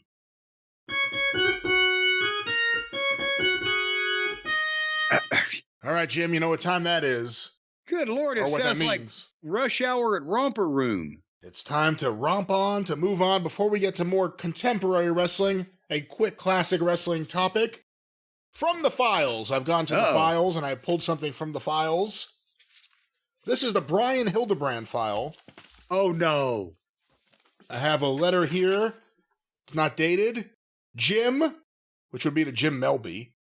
Here are some pictures. Now, wait. You must explain to the new listeners in the audience, the wrestling news files is what you're digging into that you have purchased and curated there from the various estates of Norm Keitzer and all the rest of these folks. And this is a file. Is this a file of pictures that Brian Hildebrand has sent in as a photographer or of himself as a manager or talent? This is the correspondence file. So any of the photos he sent in, some would be filed away, some would maybe be in the unfiled area. But this is specifically correspondence. Jim. Here are some pictures from Steve Curtis of Lawler vs. Bach from Louisville, Kentucky. No DQ. Result? Ref gets knockout. Bach drops Lawler groin first on top rope and pins him with feet on rope. By the way, 2 ends he puts in pins, I find interesting. Had an opportunity to talk to Bach. 3 hours. It was great. He speaks very highly of you. Take care, Brian. Do you know why? That was the night. Why weren't you shooting in Louisville? Because I was already managing. That was Brian came down to spend some period of time, I can't remember if it was 5 days or a week or whatever, on the road with me in Memphis. And in Louisville, the main event was Lawler and Bockwinkel. And that's the night that I ripped. I want to say I was managing the Galaxians. That would have been early 1983, so that makes sense with Lawler and Bockwinkel. Because I was managing the Galaxians against Cowboy Jim Dalton and one of the other baby faces, and Dalton had just got there, and I didn't know that he had actual blank pistols as part of his cowboy gimmick. And when they introduced him, he was going to fire 2 of them off in the air, right? And I've got my back turned talking to is Danny Davis and Ken Wayne, the Galaxians. And all of a sudden, this motherfucker fires those guns off, and I dove out of the ring for a shoot and ripped the seat out of my pants from asshole to appetite, all the way the whole crotch out on the way down, and had my head covered up. And fucking Danny jumped down next to me and said, "Hey, stand up straight. Your pants are ripped." The point is, well, here's where I was going with this, is Brian Hildebrand took a picture of Nick Bockwinkel pointing at my ripped out seat of my pants and laughing at them at the Days Inn when we dropped him off that night after the matches. And it says here that he was talking to Bockwinkel for 3 hours. Were you there with him?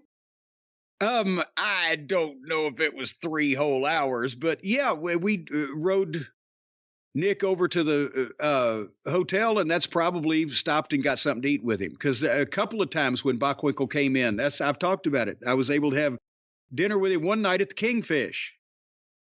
Not the Amos and Andy character, but the restaurant. You know, we assume everyone knows who Brian Hildebrand is. Brian Hildebrand was referee Mark Curtis, first in Smoky Mountain Wrestling. He was a manager on the Indies before that, trained as a wrestler, but famous as a referee, Mark Curtis in Smoky Mountain, and then in WCW, maybe the most popular referee. Really, when you think about it, maybe the most popular referee of a long period of time. He was really, the fans got behind him. Yeah, not only with the fans, but with the boys. All the boys love Brian, too. And, of course, he was Mark Curtis. He was never Brian Hildebrand. He was Mark Curtis. I think his middle name was Curtis, and he said he was always a Mark. So that's how he got the name. It says here the pictures were from Steve Curtis. Is that... I think... I don't know whether if that's another assumed name, because he took the pictures. I think I have some that he took that night of me and my guys. But I don't know why he was using Steve Curtis as a photographer, unless that may be a period of time where he was doing a lot of independent managing in West Virginia and Eastern or Western Pennsylvania, and he may not have wanted Mark Curtis to be seen in a byline as a photographer. I have a letter here to Brian Hildebrand from Jim Melby, December 18th, 1979. Hi, I just thought I would drop you a few quick lines, encloses a copy of Wrestling News number 57 and a check for your 3 stories. I hope you like the way they turned out. I will be using your story on the Huntington card in the 3rd issue of Ring. Please read over the enclosed form letter and contracts. Sincerely, Jim Melby. And attached is a receipt, a check for $50 to Brian Hildebrand from Pro Wrestling Enterprises. And that was top pay for Norman and Jim back in those days. So they must have been impressed with Brian's stuff. How did that compare? You were shooting for all the different magazines. Now, again, you kind of got yourself into a nice position of leverage, but not counting Japanese magazines, the American magazines, and there were still a lot at that point. How did they pay? And I can't speak for all of them, because even with my wide reach, with the Wrestling News magazine, at first it was just a mere pittance. And then I started, Norman would say, "Can you please shoot a special color slide for me for a centerfold or a cover or whatever, blah, blah, blah." But if you got a check for more than $50 or $100 at any one time for a number of things from them, that was significant money. With London Publishing and Bill Apter's magazines, they had different deals with the photographers. As I've mentioned in the past, sometimes they would just pay a photographer a flat fee to go to, if it was Bill Otten was in Florida, well, go up to the Omni and shoot and just send us all the film, and we're going to pay you X amount of dollars for this trip. But since I was using them for the programs here, for the concession stands here, for multiple purposes, Bill would just have me send stuff either that he wanted specifically or that I thought that they would be able to use. And if they used the prints, they sent me a check. So they never got my negatives or whatever. But that was, that's still maybe twice as much. I think I got $250 for shooting a color centerfold of Lawler for Pro Wrestling Illustrated in 1982. I think that, but it still wasn't ridiculous money. And what about the Japanese mags? Well, the Japanese magazines, I might not make as much from them as I did from Apters, but it was more per picture. I knew who they liked. And I would send those to Koichi Yoshizawa, if the Funks came through, or pictures of guys with belts, or anybody that, had been to Japan before, was familiar to the Japanese audience. I just sent him a stack of prints, and they'd send back, checks for not only the magazines that they were in, but checks for $200 or $300. And this was 1979, 1980, 81. So that wasn't bad. I have a letter here from Jim Melby to Brian Hildebrand, February 5th, 1980. Dear Brian, hi. It was good hearing from you. I'm returning your story on Benello and Scott. I've never heard of these guys. I doubt if they would be of interest to my readers. Oh my God. Indirectly, Terry Justice is doing some stuff for Eddie Gilbert for Bill Apter. He called to explain to me that Eddie had given Apter permission to reprint stuff from the club calendar. Yes, I did see Darla in Kansas City. We had Darla Staggs was one of the smart fans in Kansas City, one of the 5 or 6 of them back in those days. We had a few drinks with some of the wrestlers and some fans, and you had better believe that I'm all set to taxi down that terminal in Atlanta. Sincerely, Jim Melby. I'm not exactly sure there. I think they were talking about the Atlanta upcoming Wrestling Fans International Association convention. That would have been the summer of 1980. Again, we don't want to go too long with this. This is something we could always return to, but going a little forward in the folder here, I have an envelope postmarked November 30th, 1983, to area close-ups, care of the Wrestling News, from Brian Hildebrand, Pittsburgh, Pennsylvania, Mount Troy Road. Mountain State Wrestling. Run shows in Morgantown and Terra Alta, West Virginia. Recognized champions, West Virginia champion, J.W. Snakeman Hawk. The World Junior Heavyweight Champion, Zoltan the Great. That's Kenny Jugan. And the West Virginia Tag Team Champions are Bill Berger and Buckwheat Jackson. The big news here is the feud between manager Greg Punk Rock Mason and Mark Curtis. And at this point, Curtis has 2 S's at the end of it. Yes. Curtis refereed a few shows, and Mason tried to take a few shots at the self-proclaimed Master of Disaster, who is now hearing cheers as he feuds with the manager. Curtis is teamed with Mike Savilli and Buckwheat Jackson to get at Mason and his protege Zoltan and Hawk. Other wrestlers in the area, Buddy Donovan, The Beast, The Bulk. The Bulk, yes. The Bulk. He was a giant fat guy. You never would have guessed. Bob Beecher and Rusty King of Pain Jones. That's all the news for now. Sincerely, Brian C. Hildebrand. And that was his Brian Curtis Hildebrand was his full name. Then he also sent along the results for the Cardinal Tuna for World Championship Wrestling, November 3rd, 83. Les Thatcher beat Joe Lightfoot. Ron Garvin over Paul Ellering by DQ. Road Warriors over Wrestling 2 and Pez Watley. Brett Wayne over Jake the Snake Roberts by DQ. And the main event in a cage, Tommy Rich beat Buzz Sawyer, reported to be a sellout. Promoter Gene Dargan is doing great in Pennsylvania with WCW wrestlers. Next card, 11:30 in Johnstown. Home of the Flood. That was Johnstown, Pennsylvania. That old building was probably my least favorite facility anywhere in the state of Pennsylvania. What a dump. And you could see where that town could be flooded real fucking easy with a catastrophe like that. That's one of the things I love about the Norm Keitzer magazines, especially from that period. It's the only look you get in a lot of cases of some of the smaller, not even territories, but you want to talk outlaw groups. Yeah.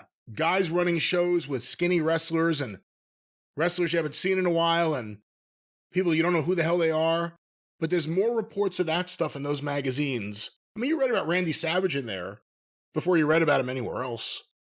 Well, and see, that was because Norman, for a lot of that time with the wrestling news, ring wrestling was a different thing. And later on, he got newsstand distribution. But the wrestling news was primarily sold in the arenas by the promoters. And so he tried to cover as much as he could, because if you didn't have any of the local guys, and like, even then, though, you can only go so far, like Bonello and Scott, right? We're not exactly household names, but the more he covered, the more promoters would want to get, well, send me 50 of your magazines so I can sell them at the matches. And he would give the wholesale price to the promoter, and then blah, blah, blah. That's why that I started doing my own magazine in the Memphis territory, because originally he sent magazines to Pat Malone and Christine Jarrett, the Wrestling News, and I started sending pictures and stories for them so that the Memphis fans would want to buy those magazines in the arena. But then gradually it became, well, there's only, 4 or 5 stories of the Memphis guys in this particular Wrestling News, because he's got to cover, Atlanta and this territory and that territory. So I started doing a little 16-page magazine, Championship Wrestling magazine, that he printed for me. And it was all Memphis guys. And I wrote stories, took the pictures. But then after the first 3 of them, he said, well, now everybody's buying your magazine. They're selling out and nobody's buying the Wrestling News. So how about for the same price, I'll print you, God damn, what was it? Was it a 48-page magazine or whatever, with all of the Wrestling News advertising in it, and if you'll just sell those, so that way I don't lose my advertising customers. I was like, okay, so that he doubled the size of the magazine and only put in half again, as many pages as ads, so I had all kinds of space to fill up now for nothing extra. But that was the deal, is if he couldn't sell in the newsstands, he had to cover all of the territories that he could, so the promoters would buy the magazines and sell them at the matches. Well, Jim, we will close this edition of From the Files with this final thing here, because it clarifies something earlier. A typed letter from Brian C. Hildebrand, May 1st, 1983. Dear Jim, once again Jim Melby, as always, I hope this letter finds you in the best of health, mind, and spirits. And Brian still had his spelling issues even then. In other words, I hope that you will be taxiing down the runway into the open space of the mind any day now. My, what college does to a person. Sorry that I haven't written sooner, but school is a bitch. And now I'm finished with it for another year. So now I can sit back and get some articles written and get it sent out. Listen, when I graduate, if I graduate, do you know of any promotion that needs anyone for anything? I mean that as long as I've been in the business, I've done just about everything except suck Barnett, who he misspells the name of. He adds an E at the end. Is there any positions opening up in the magazine? Keep your ears open, please. I might have an opportunity to be the commentator for the ESPN PAFO show. Huh. Oh my God. But I'm afraid of being blackballed from the rest of the wrestling world. Let me stop there for a second, because this is May 83. I had never heard any rumors or anything about the PAFOs getting ESPN. Well, and that's what jumped out at me. And because Brian was working with the outlaw promotions, the early independents, in West Virginia, there really was no territory except Crockett shows in West Virginia at that point. And, Western Pennsylvania, Johnstown, Pittsburgh, etc. A lot of those guys would go to work for the PAFOs, ICW, even if only to do jobs on TV or just, whatever. So there was some back and forth.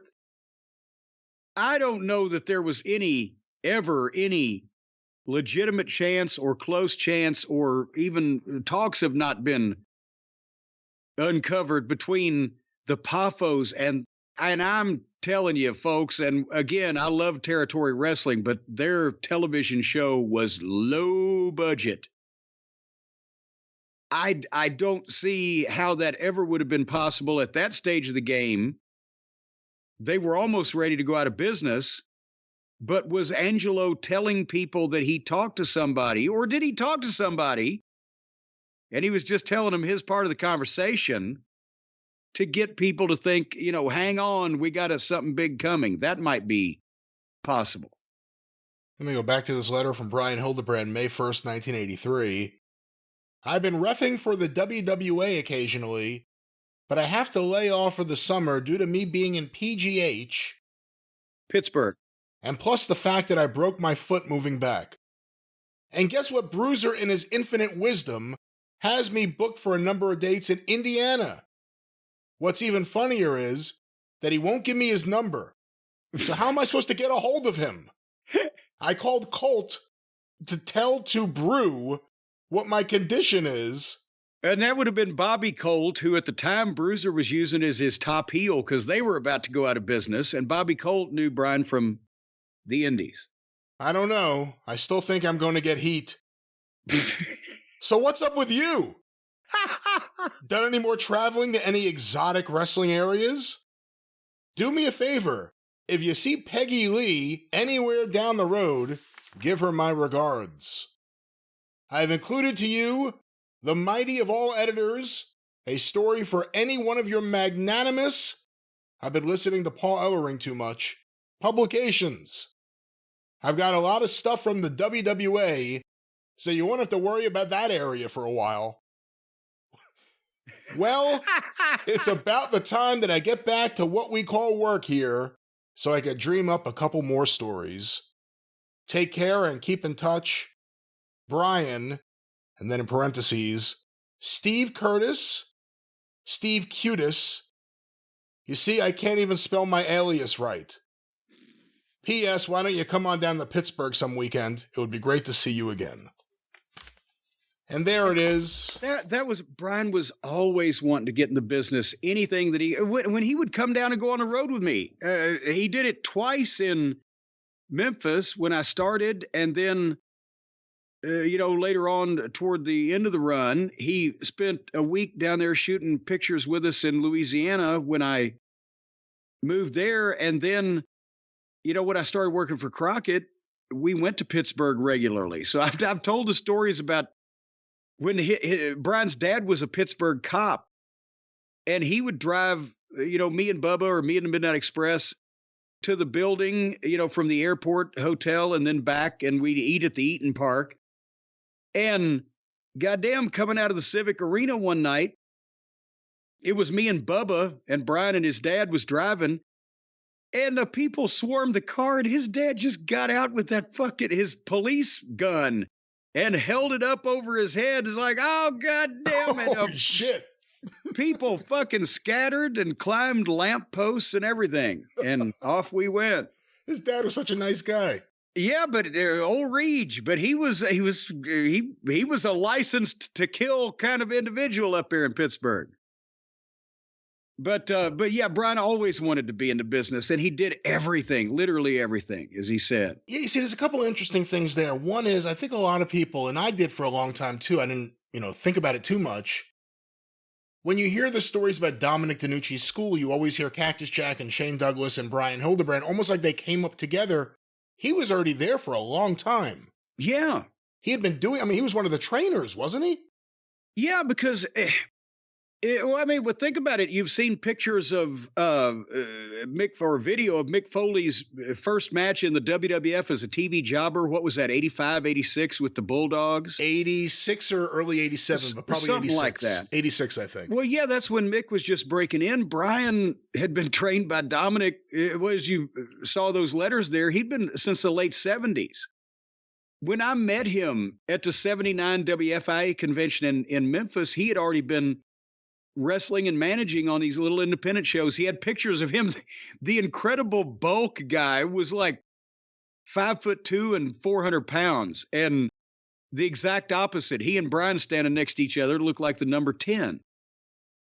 And, he'd already been doing it. So yeah, he was one of the guys, and he he knew he wasn't going to be a full-time wrestler in any major promotion, but he did it because he loved it. And he kept going to the school so he could work out with all the guys as they came through and came up and everything.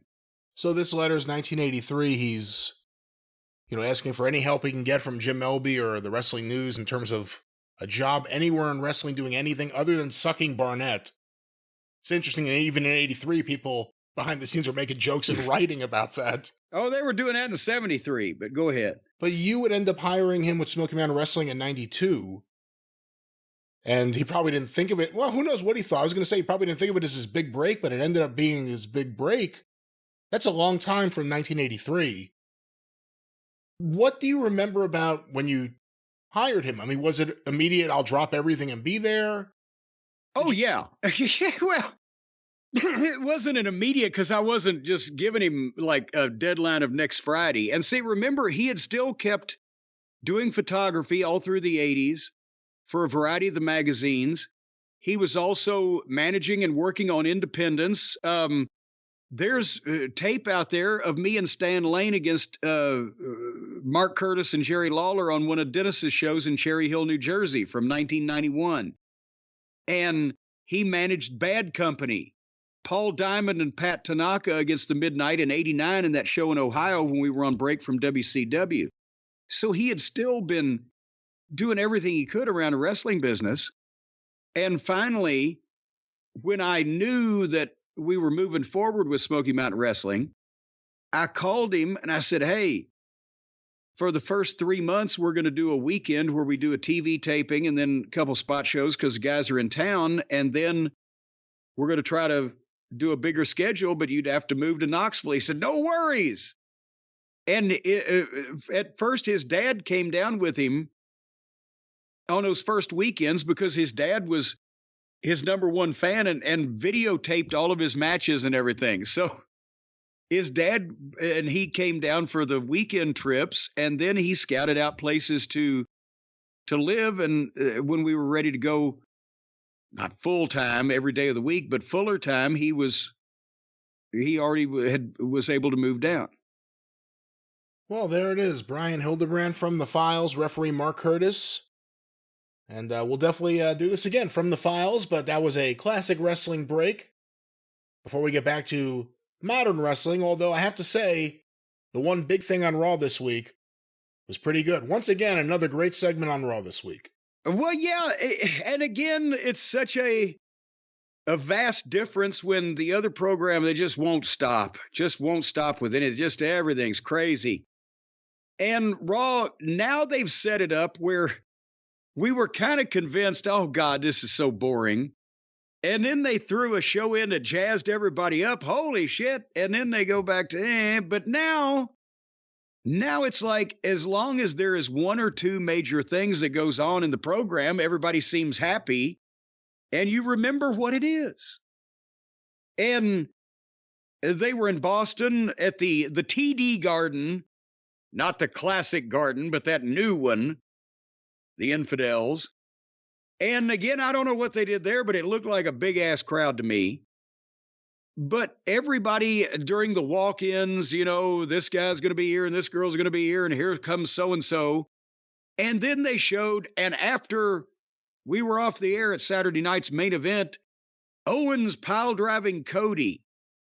So they did it off the air on Saturday night so that they can build this around it. And it's new news that it worked pretty seamlessly, didn't it? It worked great. And, the best way to start these shows, when CM Punk's music hits, it's not just because I'm a fan of his, but you kind of know it's going to be a pretty good angle. It's going to be a smart angle. Yes. The actor studio level is going up a notch here. We're not dealing with Ted Mack's amateur hour anymore. And they started off again with the hottest angle. Well, I shouldn't say that. They've done a couple big ones lately, but they started off with a real hot angle. Like Mussolini! Coming to Netflix! That doesn't rhyme, though, does it? Doesn't sound good either. Oh, I'm sick. I'm ill. You're making fun of the disabled here. I'd say you're sick. You're really ill. You know what? We agree on something for once. I'd say you're ill. All right. Anyway, he comes out. He gets the big ovation, the CM Punk chants. And he says, well, some people might get mad if you chant my name. And then he makes fun of a fan wearing a New York shirt in Boston.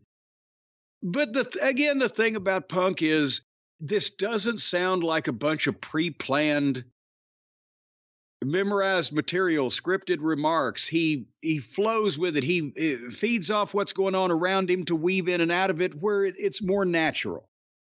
And that's why he's a good promo, storyteller, communicator, verbalizer, whatever the case. But he was in a bad mood, he said, because of Seth. And, you know, the history they've got, I said I wasn't thinking about him, but over the last few weeks I have been, and it's only a matter of time before I have to face Seth in the ring. We got to get this thing behind us. So, again, every time that I talk to you people, I know that stupid music is going to hit, and out he's going to come, dressed like Liberace. Not there's anything wrong with that. He didn't say not that there's anything wrong with it. Then he had to defend his fandom of Liberace. Well, yeah, that's, you know, he said, hey, I'm a fan of Liberace, but just because you wear Elton John sunglasses doesn't make you Elton John. And putting on a pair of wrestling boots doesn't make you CM Punk. But he's trying to goad Seth into coming out. And, you know, and he referred to Seth as you're my failure because, you know, when you wanted me to teach you to wrestle, I should have. But now if you still want me to give you a lesson for free, if you want to interrupt me, do you think you're tougher than Drew McIntyre was? There won't be enough staples to put you back together again. Still no Seth, right? So finally he told the fans, why'd you chant for him?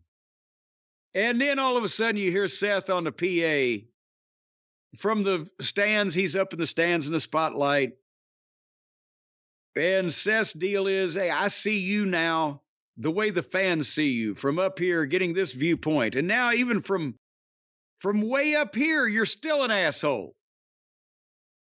And then Punk said, well, you belong in the audience with the fans, which was a good one.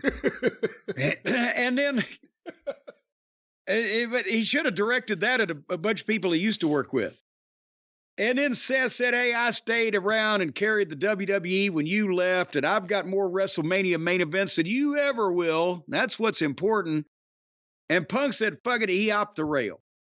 And they meet each other in the aisleway, and they're having a hockey fight. And here come the agents and the referees, and they do the pull apart, and they're fighting all over the place. And they pull them apart, and they break loose again. And Punk's facials were fucking insane. He was, oh, hell yeah. He was over the top, and the people are chanting, let them fight. Let them fight. And then they both back up and spin away from their restrainers and run to the back of ringside and fight again. And they're being pulled apart in this sea of people in this crowded building. And that was just swell. You know, that's pretty much what the business of the whole show was. And then I'll let you comment, but they went to the back after the break, and there's Pierce with Seth, and Seth is saying, I want to fight CM Punk. They're actually using terminology that people would use if this was an actual thing that they were doing. And do your job, get me the match. And then Seth saw Drew McIntyre, and now they're doing a whole thing with Seth and Drew, where Drew said, hey, Seth, you know, you told me one time about Roman. You said, oh, just get over it. Well, you aren't over it. And Drew told him that, you know, Jimmy and Sammy or Jay or whoever, they all need to go. And Seth said, well, they're my friends and you're not. So I got to go do something you couldn't do. End CM Punk. So now the two tweeny guys on the different brands still don't like each other. This is fucking great. They can make a match anywhere. It's like one of those Venn diagrams or something. Well, this is great, and they can make a match anywhere, and they did. What do you think about the fact this match they've been teasing for a while? They're finally interacting, Rollins and Punk, and it's going to be on Netflix. Yeah, they are hot-shotting at 9 o'clock the top of the 9 o'clock hour, they announced with Adam Pearce that on the January 6th Raw debut on Netflix, it'll be Punk versus Rollins. So now they've got that, which is Mania or Rumble worthy. They've got the return of Cena. They got all this other stuff going on. You know, they're going to be farting through silk. But they're for the money Netflix is giving them, they better be goddamn serious about this thing, though, hadn't they? I think they're pretty serious. And that was the best thing on Raw by far. Yeah, and otherwise, Bron Breakker and Ludwig Kaiser, Bron did not have a good night. And Ludwig, why do you say that? What does that mean? Well, Ludwig worked his ass off, and he's the veteran. He was calling his thing, but Bron's in the babyface position there with Kaiser and for the Intercontinental title. And they apparently were going to have a little experiment and see if Bron could sell like a babyface, which they did the wrong kind of selling. He was trying to sell his arm, and at one point he was selling his bad arm by tucking it into his side like it was goddamn glued to him. And Bron doesn't need to sell a particular body part like the arm like this, and he wasn't very effective at it. I think Bron needs to sell impactful shit. Running into a boot in the mush or a suplex or a goddamn big bump on the floor, sell the whole body. And you can get away with selling in a babyface fashion, but especially when Ludwig is compared to Bron, big around as my little finger, it didn't come together. They went through 2 breaks. They gave him a lot of fucking time. It was a bit long and not Bron's best, and they need to tweak, how they have him sell. He has to show vulnerability, but he can't just do it like everybody else does it. And when he made the one-armed comeback, he was trying too hard to sell the arm by not using it, except then at one point, Joe Tessitore said he hasn't moved that left arm in minutes, and he immediately moved the arm. Because there's things you have to do with the arm. But he hit the Brakensteiner with one arm or whatever. But anyway, that was that. And then Cody and Owens package, just what we've talked about that they did. They had a wonderful girls match.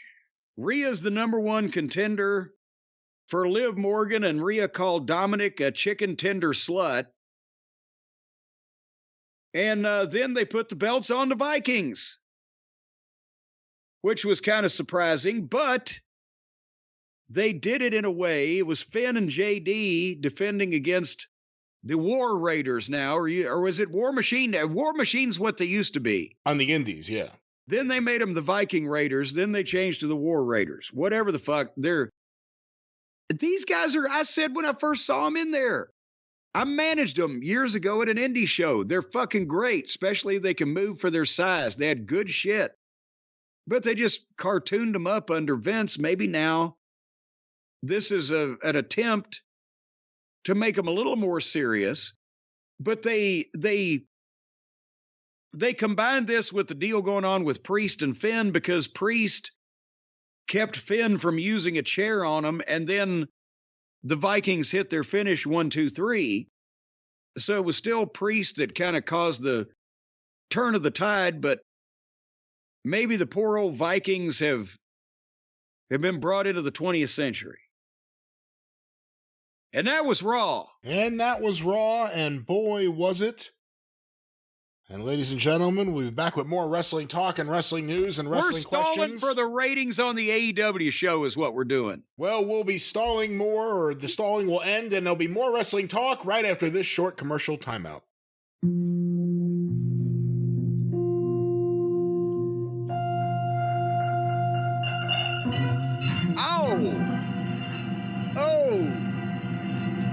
All right. Well, how does this stop?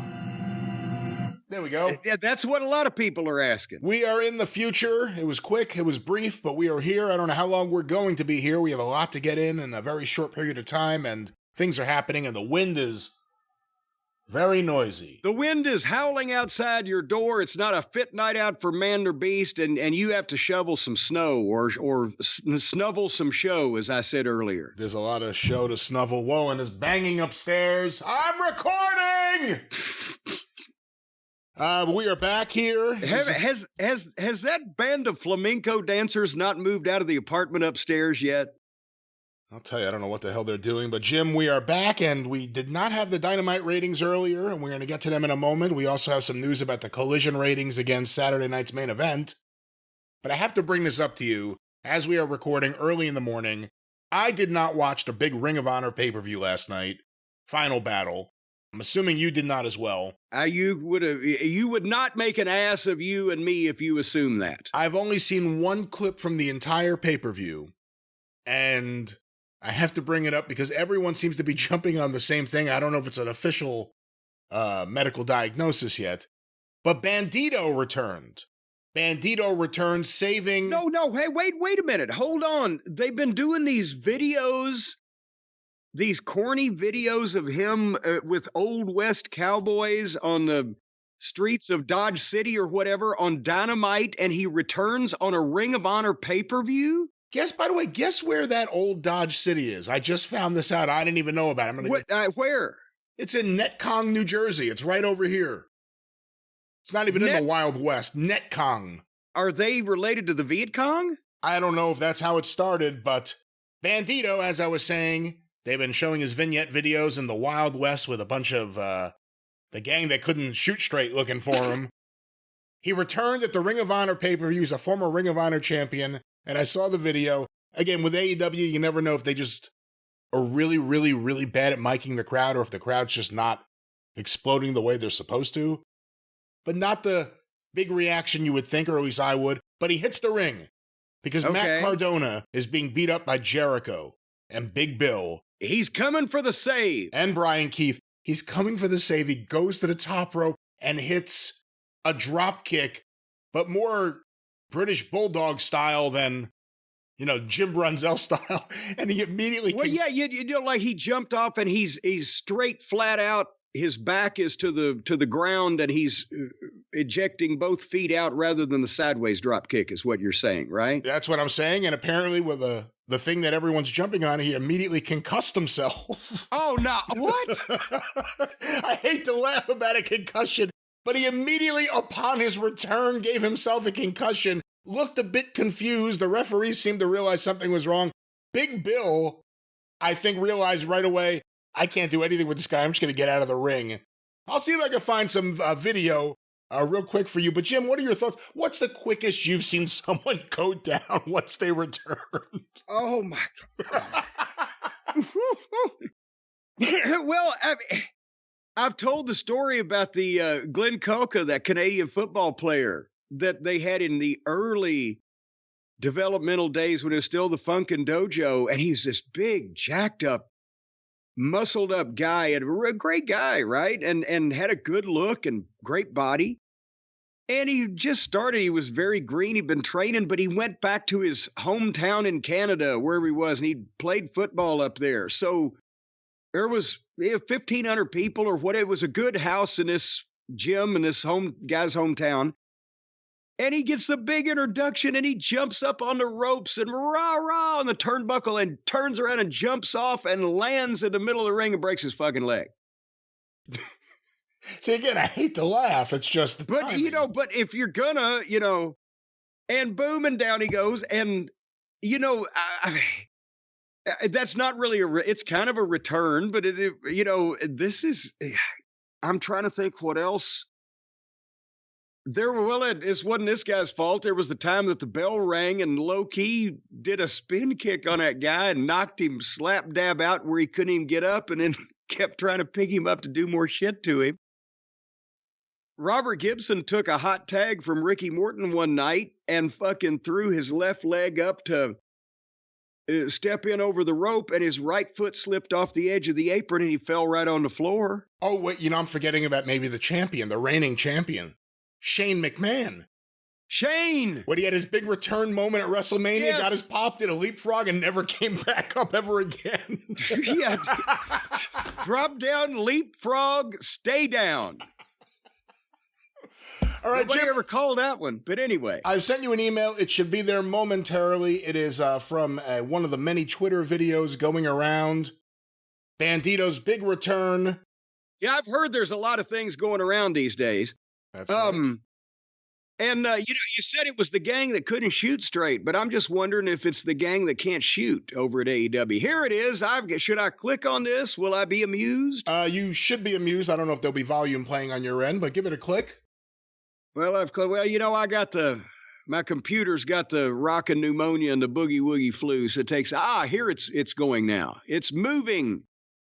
Oh, this is a 1:13 clip. The building doesn't look as great as I thought it was. Oh, here comes Bandido. And he's coming down the entranceway, and he jumps up on the apron, and he kicks old Big Bill, and he goes to the top rope, and the shot's so wide you can barely tell, and a drop kick, and boom, and he landed on the back of his head, and he can't get up, and he's on his knees, and he's holding his face, and now he's on his knees leaning back holding his face, and now he's got his arms outstretched like, I just did something. And he's trying to get to his feet. Referee's checking him, and he stands up onto his feet, and he crouches and grabs Brian Keith and spine busters him kind of, and groggily goes for old Big Bill, and Big Bill throws him back in a turnbuckle and is going to hit him in the head. Oh, that'll work. No, but he didn't. What the fuck? Big Bill just got out of there. He said something to the referee when he took a shot to the balls, and they both just walked out of the ring. Yeah, I didn't even see the ball shot because he threw Bandido in the corner and then acted like he was going to clothesline him. Wait a minute, let me see if I can find that again. And then he just left him. Yeah, he slams Bandido. Oh, there's the ball kick. He slams Bandido in the corner, goes to punch him, and Bandido kicked him in the balls, and he awkwardly sold over and stepped out of the ring, and the referee's just telling Bandido, get the fuck out of here. You've been in that building for Ring of Honor title matches. That crowd is muted compared to what it used to be.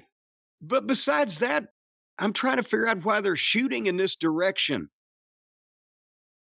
I didn't even realize that. Now I'm listening to the audio because I wasn't before when I was talking to you. You can hear the guys yelling at each other in the ring over the crowd. Oh, good Lord.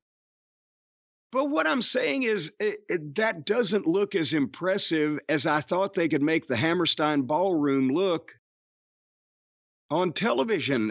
I would have thought they would have figured out some way to put the hard cam on the stage and shoot across where you can. Or maybe that's what they did, no, because they have the people coming out the stage.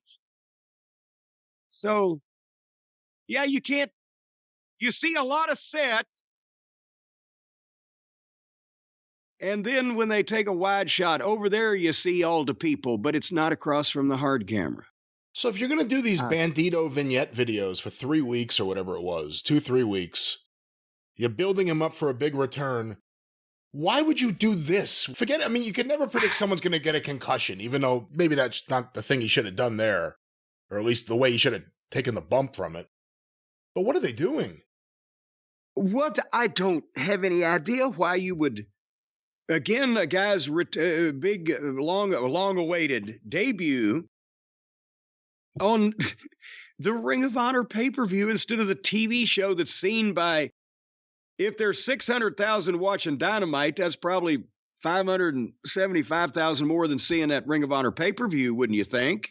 Should they do a vignette video this week where instead of the Old West, it's like a hospital and it's a bunch of doctors talking? I'm looking for this man. Wanted, dead or concussed. Well, there it is, the big return of Bandido. We will keep you up to date with his medical condition and if he's cleared. And welcome back to the world of Tony Khan, Bandido. Jim, before we get to Dynamite, AEW Collision in their normal time slot was against Saturday night's main event, a special on NBC on Saturday night. That's why, hence the name. December 14th. I have here the quarter-hour breakdowns, one show versus the other.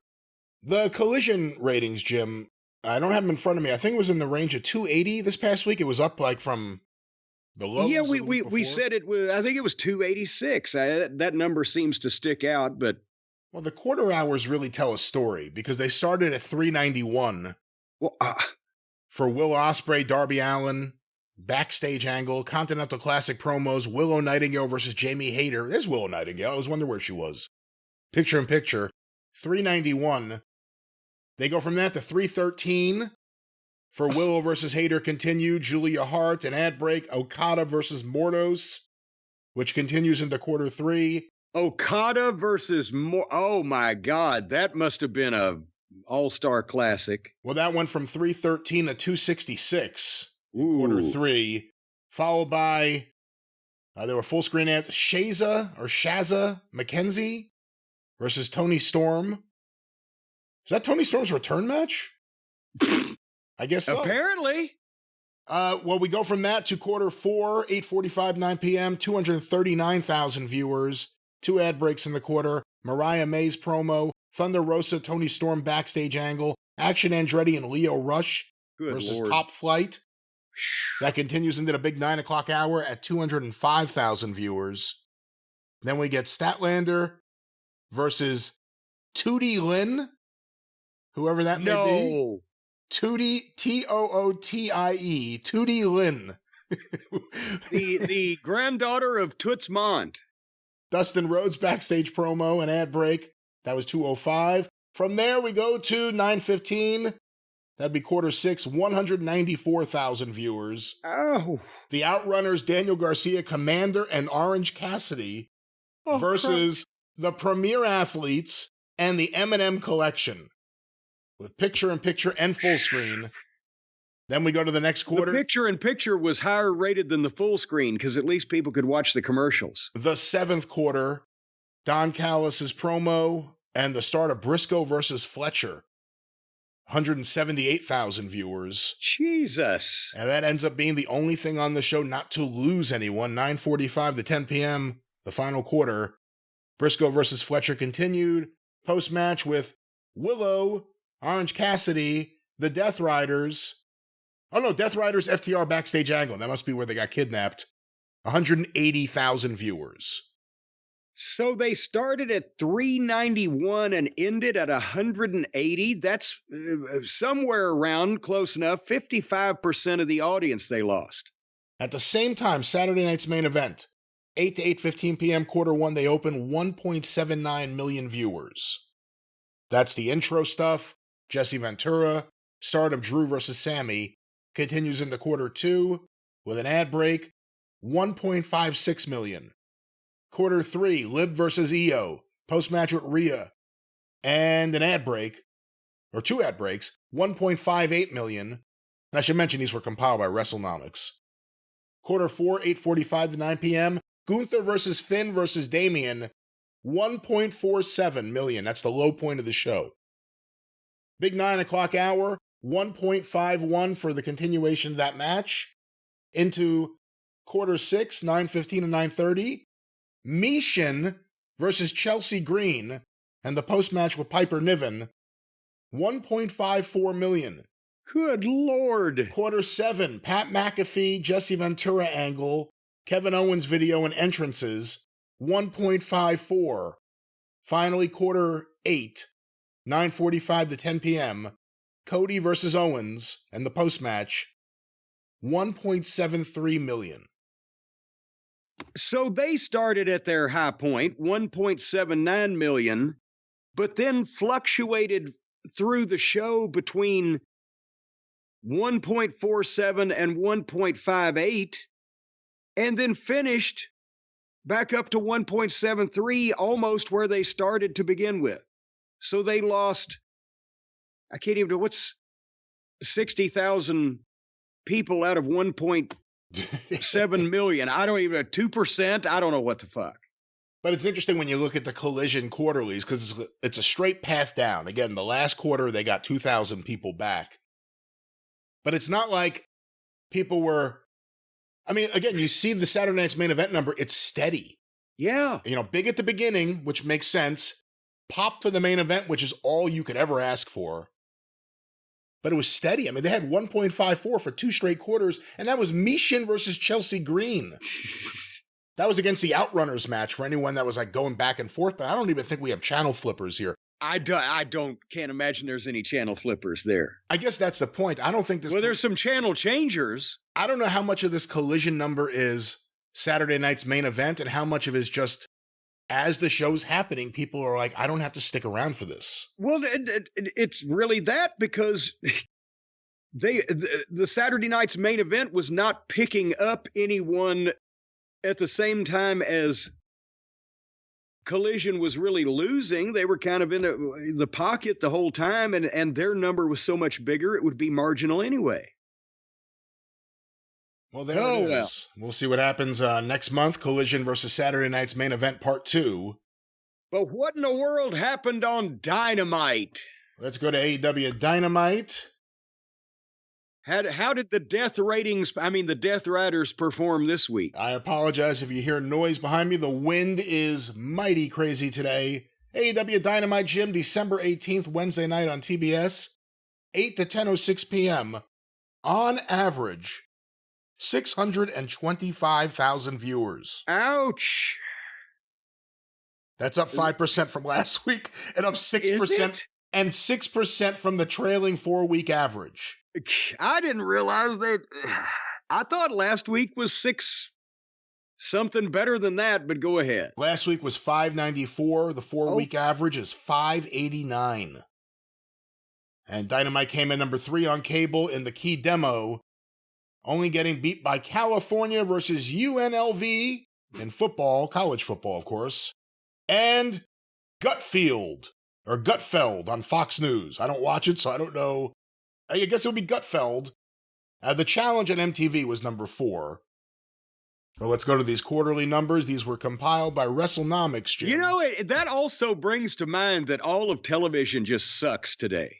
Well, that's the other thing. Everyone always points to the problems with the changing technology and the way people consume media. The other problem is TV sucks.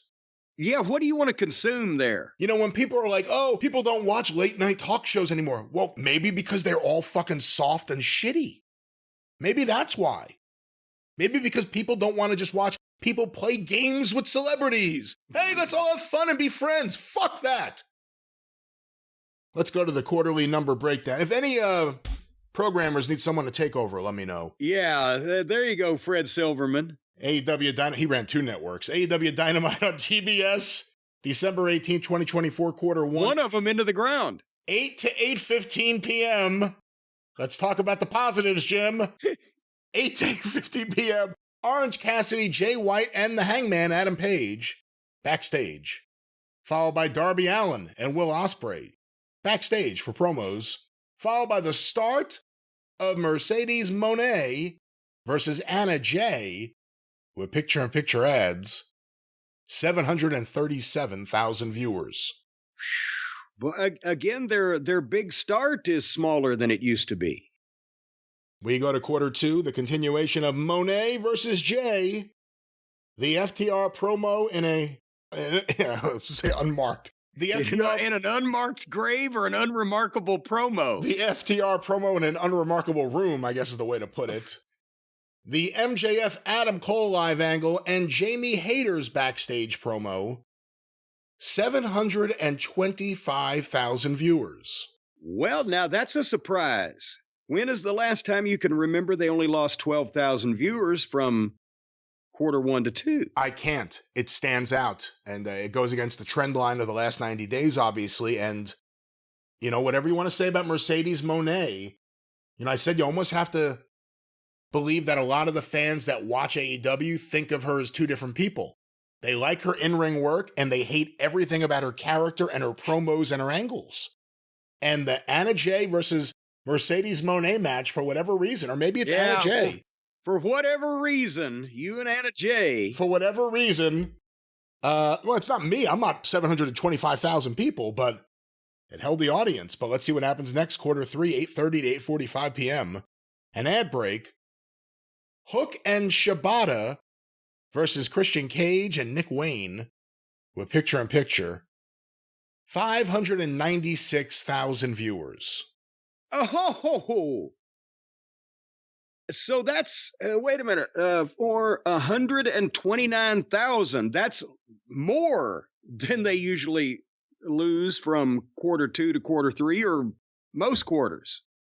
That is a significant drop. I think I said before we had the numbers when we were doing the review, I had to think that match would be one of the big things to drive people away. Nobody cares about the Christian Cage stuff. Nick Wayne's not been established well, if you were going to. Hook has less buzz now than ever before, and Shibata is going to cause people to turn the channel. No matter how fair or unfair that is based on talent, how he's been used with his little fucking pocket talker or whatever. The pocket talker. But we go now, Jim, to quarter 4, 8:45 to 9 p.m. The continuation of Hook and Shibata versus Cage and Wayne. The Chris Jericho video in New York. Oh, boy. The Bandido video. An ad break. And then Mariah May's backstage promo. 622,000 viewers. So, boy, howdy, it was that match. They gained 26,000. And they never gain in quarter 4. So a lot of people just said, fuck, we'll watch a test pattern. It's, when we get to the end, you'll see it's very interesting. The things that we predict people are going to say, I'm not watching, it's happening. It's really happening in real time. But we go now to quarter 5, the big 9 o'clock hour, 9 to 9:15 p.m. Ricochet and the Hurt Syndicate live angle. Shelton Benjamin versus the Beast Mortos with picture-in-picture, and the post-match with the Hurt Syndicate and Daniel Garcia, 626,000 viewers. So they picked up 4,000 at the top of the hour. Also, in terms of the key demo, 1,000 off the high point, which was the second quarter of Monet versus Anna Jay. And, the Hurt Syndicate has done a wonderful job getting over so far, but against the, great value Mantar, that's fun. Anyway. We go now to quarter 6, 9:15 to 9:30 p.m. An ad break. Ricochet and Swerve Strickland and Prince Nana's backstage angle. Toni Storm's interview. Will Osprey versus Darby Allen, the start of it at least. 608,000 viewers. Oh, so Osprey and Darby Allen are two of their most popular guys. You would think that for this audience, that's something they would have wanted to watch, even though it was a goddamn pinball machine. But they lost 18,000. Well, we go now to quarter 7, 9:30 to 9:45 p.m.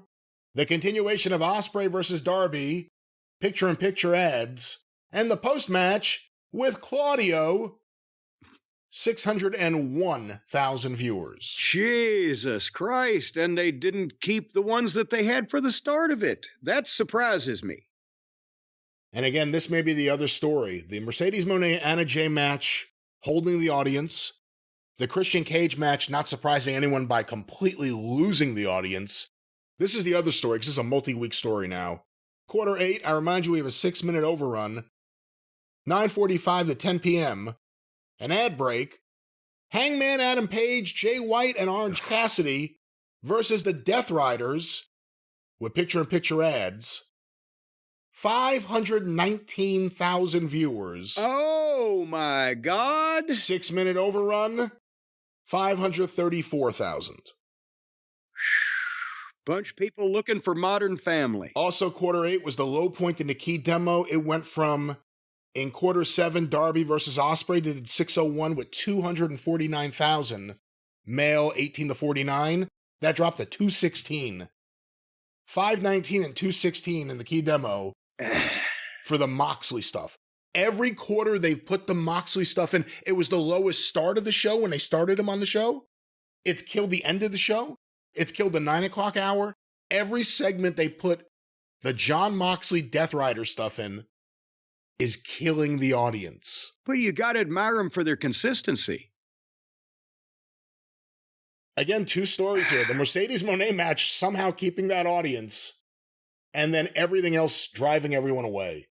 And so from the start of regulation to the end of regulation, they had lost 218,000 viewers and picked up 15,000 in the overrun. So I guess we should talk about it briefly here, because when we return from our break, ratings may be a bit different, because the streaming on Max starts in January.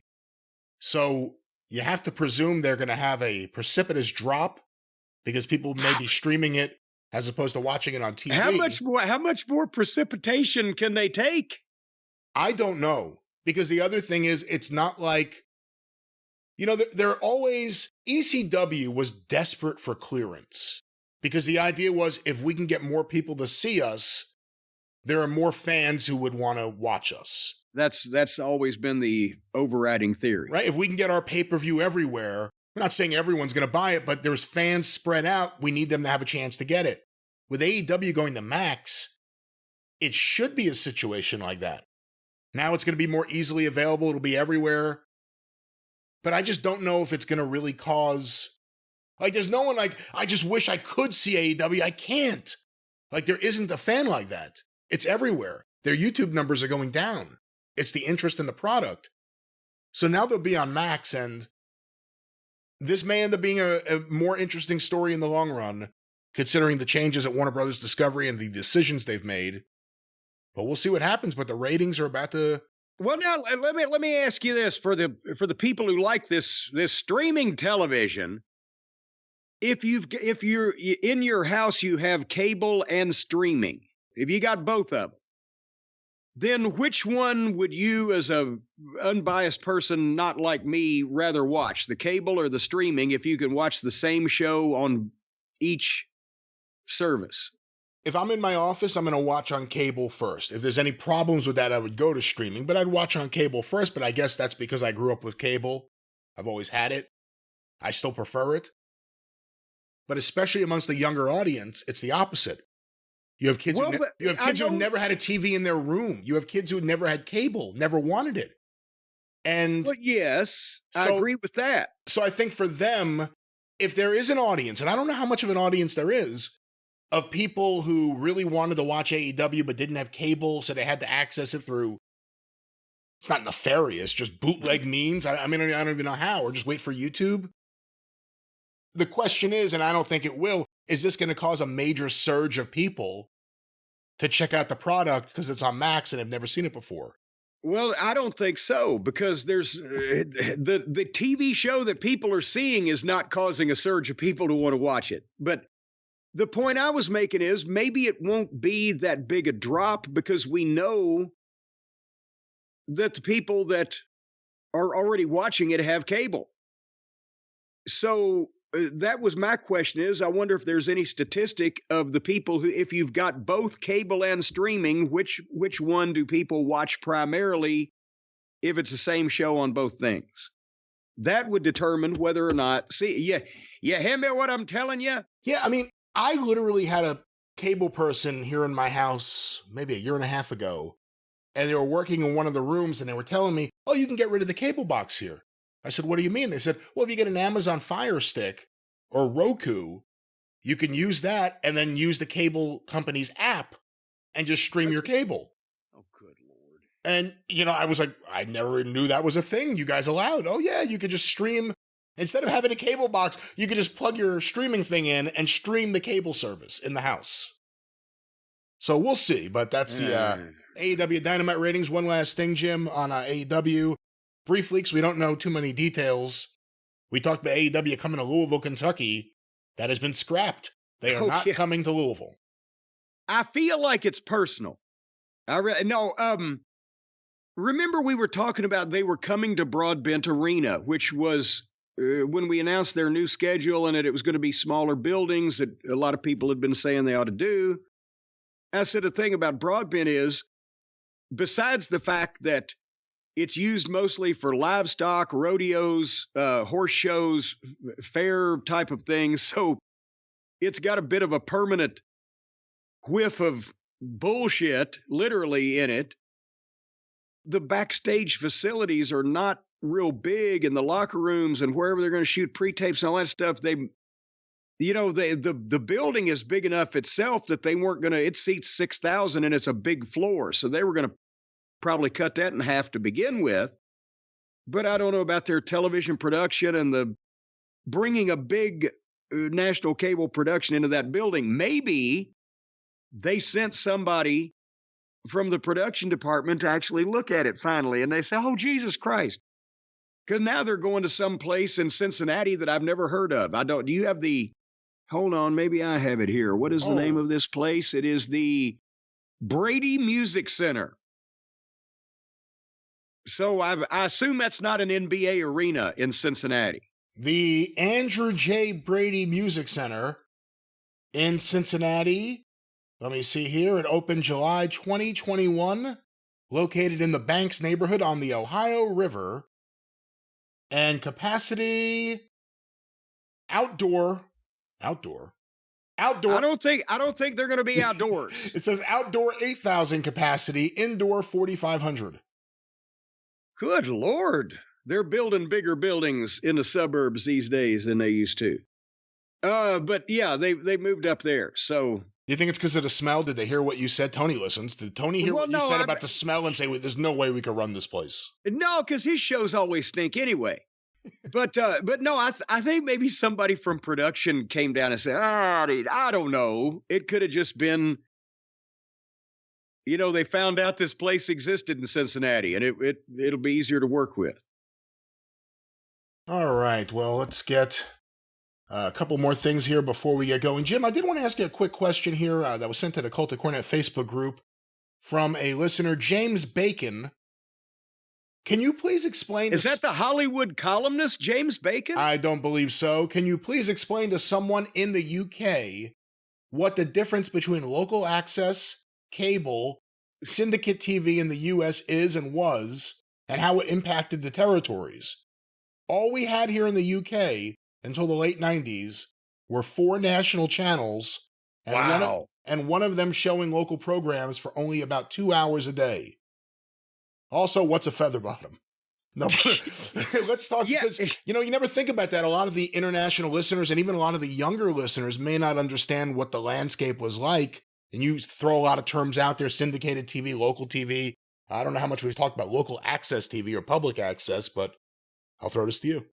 Well, and first of all, I can vouch for when I was in the UK, there were many things. We've discussed my trips and there were many pleasant things about it, but TV sucks over there because there's not that many channels in the hotel rooms, and the ones that you get are not really, most of them aren't even showing entertainment-oriented programs, news or talk or whatever. It's just dry. I saw Raw when I was in London once. It was on late at night. It wasn't like the normal time slot. And they had, in the bottom corner, they had someone doing sign language. Because at one point, someone was getting choked and they were choking themselves. Yes, they do that too, the sign language in the corner, whether you need it or not. But anyway, okay, so we joke about cable access. In the early days of cable, when your local cable system was bringing you not only your local stations, but also the satellite, the super stations like TBS or WGN out of New York or what, you might get 30 or 40 channels back in those days, all told combined. The early ESPN, MSG network, whatever the fuck it was. So they would also have, I think it might have even been required at that point by some kind of federal communications ruling or just but the local cable company would provide a local access or cable access channel to people in the community for their own programming, community affairs or local shit, supposedly some, to encourage, local artists or news or whatever discussion about the market. And it quickly became just these amateur fucks. Hey kids, let's put on a show. There was actually on our old cable company here 20 years ago, I can't remember what it was back then, and it's become Spectrum, but there was a program on their cable access channel called I Eat Poop the Show. The show. Yes, the show. And it was just a bunch of fucking local kids with a video camera doing stupid shit with each other. And that's why I compare some of these AEW productions to cable access.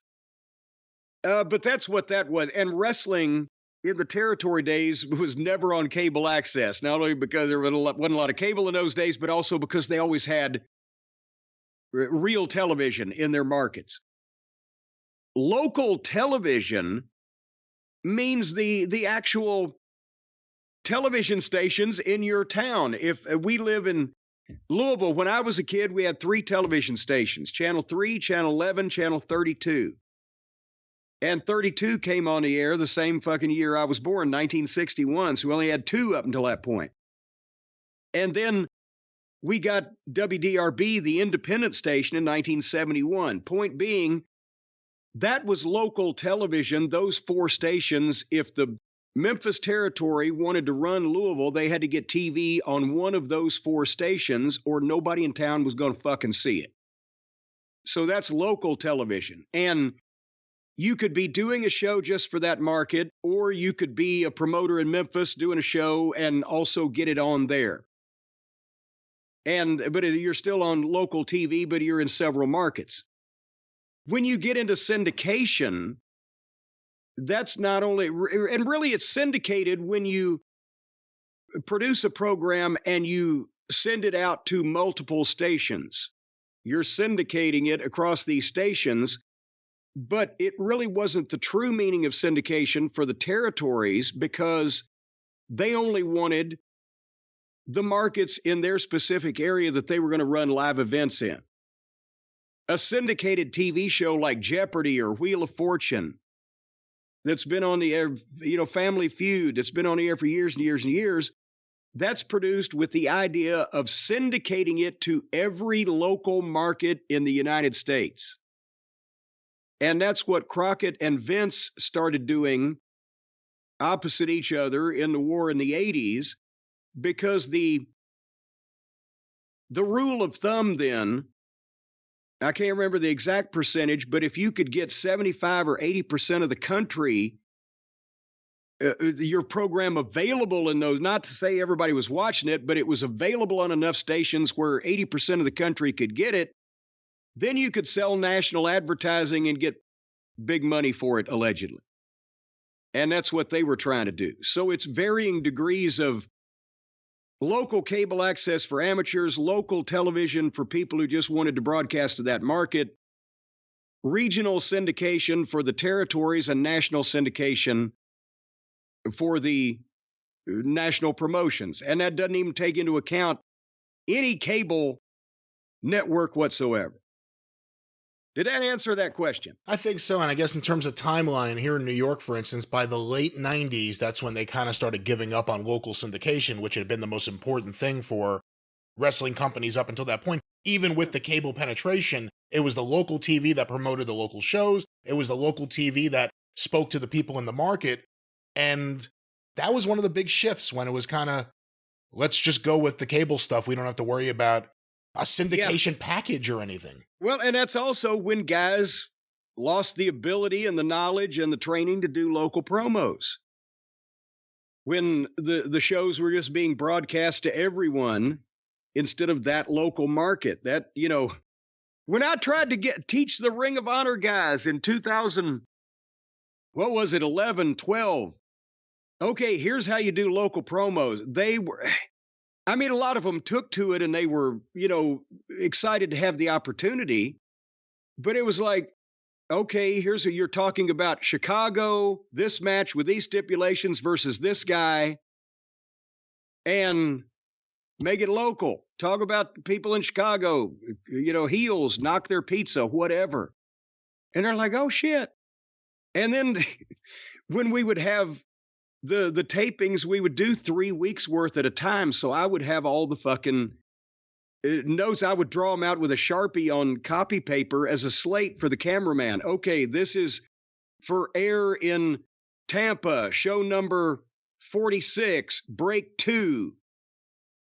And they would have to know not to talk about anything that had not happened as of show that number break 2. And it was a learning experience for them. Anyway, that's and that was the same thing with Crockett though. In the 80s, TBS was to make the stars, get the talent over, increase the exposure.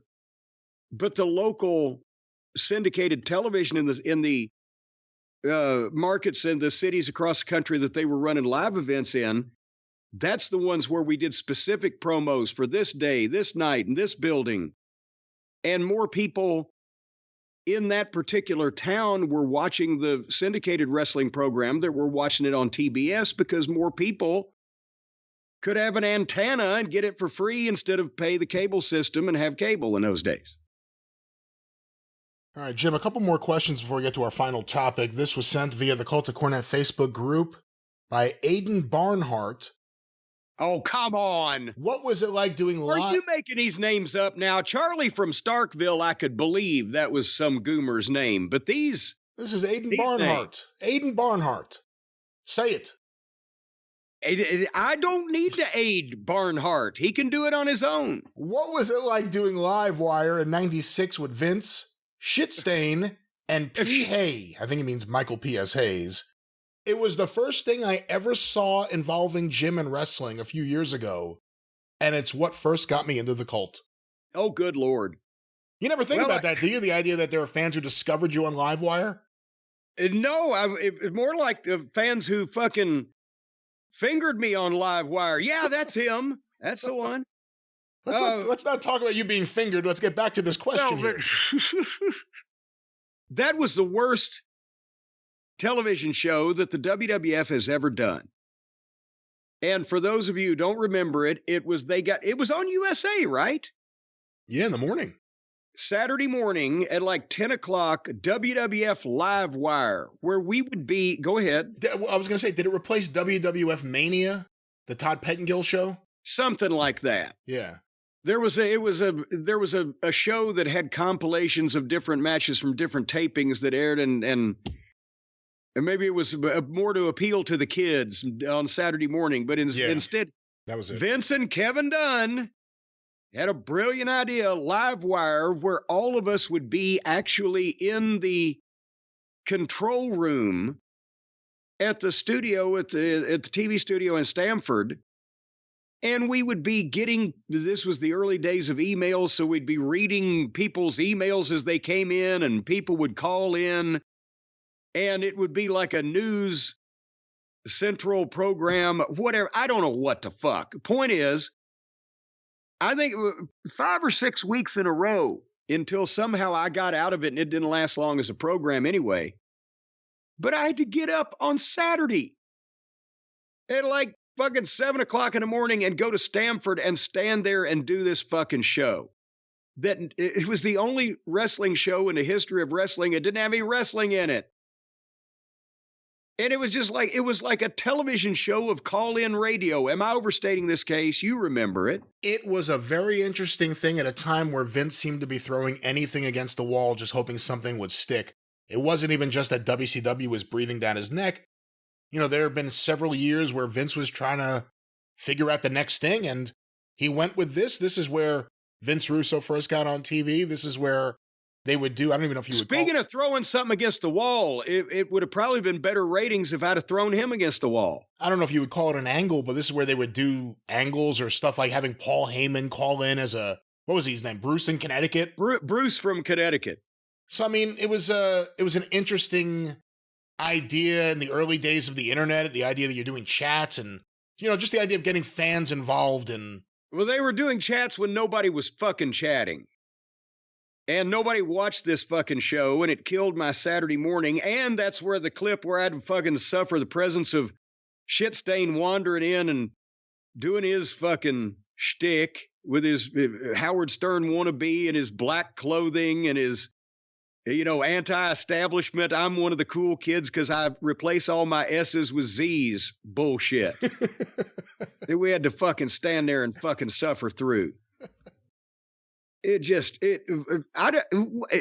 Does anybody remember how long that show lasted before they changed the format again? Because it wasn't long. I wonder if that's on the Wikipedia. I'm looking for it now. Oh, wow. Is this true? Hold on one second. The history of WWE's most bizarre show, according to Sportster. Did it last as long as they're saying here? That's what I want to see. According to this, it lasted until 2001. What? No, okay, wait a minute. That can't be right. When did they change the format? I'm not saying how long did they have a show called WWF LiveWire, but how long was it that we were in that fucking studio? Hold on. It went off the air August 2001. By February 97, LiveWire reverted to a typical wrestling recap Okay, show. All right, okay. When did it start? It started in October of 96. Oh, there you go. Okay, so 4 months, but I think I got out early. What did Vince think when he watched it? I mean, I'm assuming he watched it when he wasn't there, but I mean, what did he think this was good, or was he just willing to try? Because usually he only does the things he personally likes. Did he like this? I think he was there the day that I argued with Russo and Tammy was on there and all that stuff. I think he was there, but I think it was like Shotgun Saturday Night when they launched that and they were going to do it from nightclubs all over New York City with the dancing girls and the fucking young hip vibe and the flying nuns and all that other shit. And that lasted about 6 or 8 weeks. And then they just shot it after a Raw taping and it was in an arena and there you go. But Jim Ross was on one of I think the show with me and fucking Russo sniping at each other. And there's a picture or still frame I've seen on Twitter where he's just looking at the camera like, God, can somebody just shoot me in the head to get me out of here? This is Saturday fucking morning, and what are we doing? And nobody's watching this. I say nobody was watching it, but I bet now, with the changing times, there was probably about as many people watching on Saturday morning on USA, us stand there and fucking talk to random fans and plants as there is watching Dynamite. Jim, another question from the Cult of Cornette Facebook group. This was sent in by Chris Younger. It's a frequent topic of conversation. Which wrestlers were legitimate badasses outside of the ring, like Harley Race?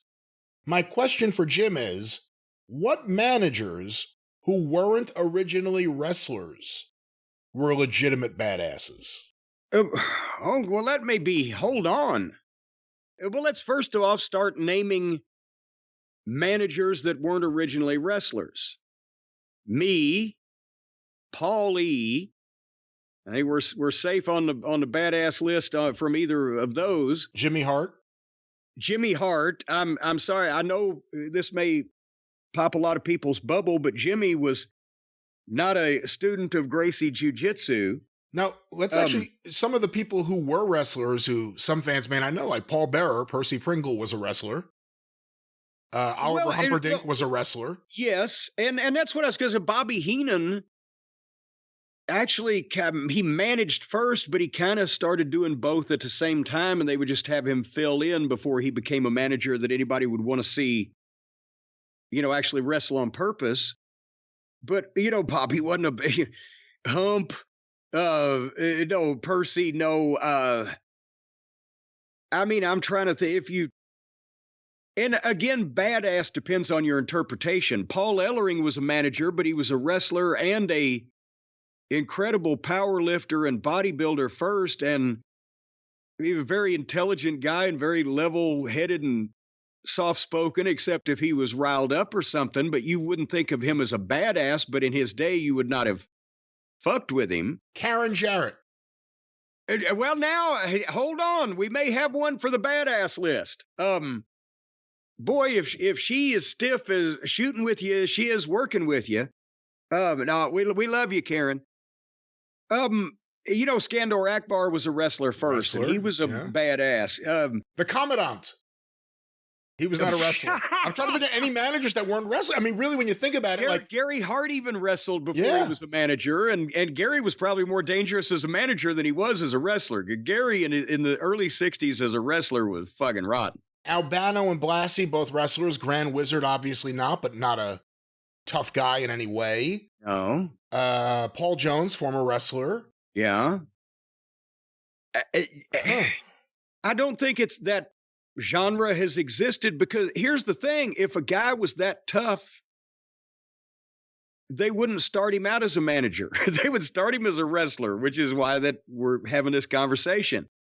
And part of being a manager in the vein of me and Heenan and Bobby Davis and Paul E. and Jimmy Hart, etc., is that we are weasels that, would be easy prey if the situation was fair. So, it really doesn't. Yeah, go ahead. You know who? But it went the other way.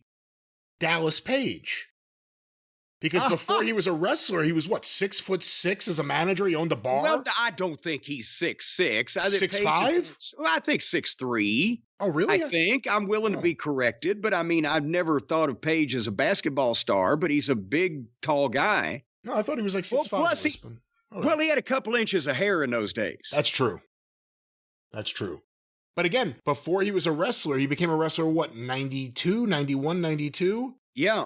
He may be on the list for biggest badasses who were managers but never wrestlers. But he might not want to be on that list, because that's like being on a list of the nicest guys in prison. What the fuck? The early days, Leo the Lion Newman. Wild Red Berry. Was a wrestler. Bobby Davis. Was a junior heavyweight champion. Bobby Davis didn't wrestle first. He wrestled when forced, not first.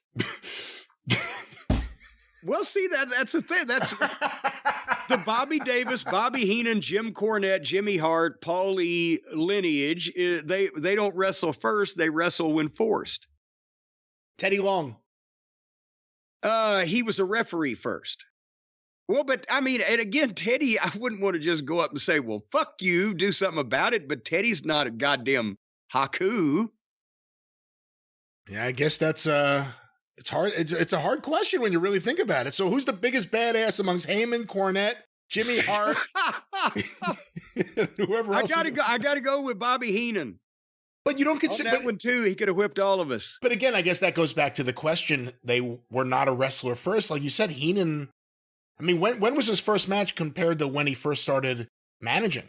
Well, that's the thing, is they told him they were going to make him a manager. And he was going to manage Guy Mitchell and Joe Tommaso were the assassins for Bruiser. But his first show was in Louisville, and I think it was Tommaso didn't show up, so they put him under the fucking hood and had him stand in the corner because he didn't know what the fuck he was doing. But he was one of the assassins, but technically he was supposed to be their manager, but that was his first fucking deal. So, but he didn't really wrestle. So, I mean, it's up in the air. All right, Jim, one final question before we get to our last topic here on the final drive-thru of 2024. This was sent via the Cult of Cornette Facebook group by Antonio Orlando. He's an all-star contributor, it says here. Wait a minute, did he break up with Dawn? That's a different Orlando. That's Tony Orlando.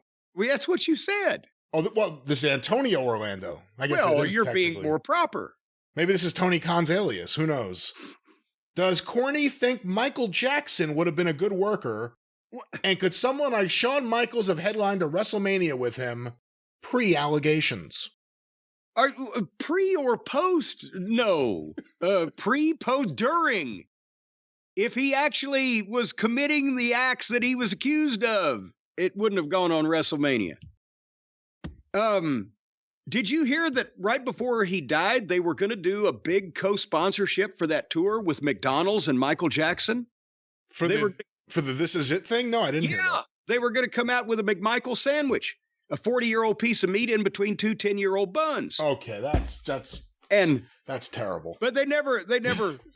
But again, he was going to do a whole tour with Elton John, ending in an HBO special where they duetted on "Don't Let Your Son Go Down on Me." Okay, listen, let's get back to the question. It's a serious question.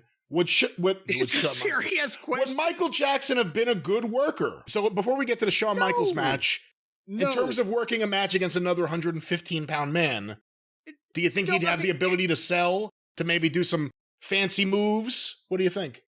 No, I don't. I remember promo. Yes, he was. Hey, let me tell you this. I'm bad. Shit, honey. yes, he was a great athlete as a dancer and to do all of that stuff. He had cardio and wind, but also, as you said, he was 115 pounds. One body slam, it might have displaced his fucking internal organs.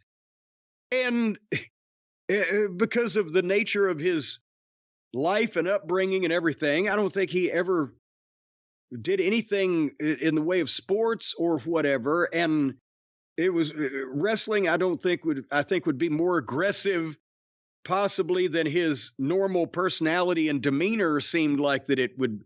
Can you see him doing a promo as a babyface or a heel?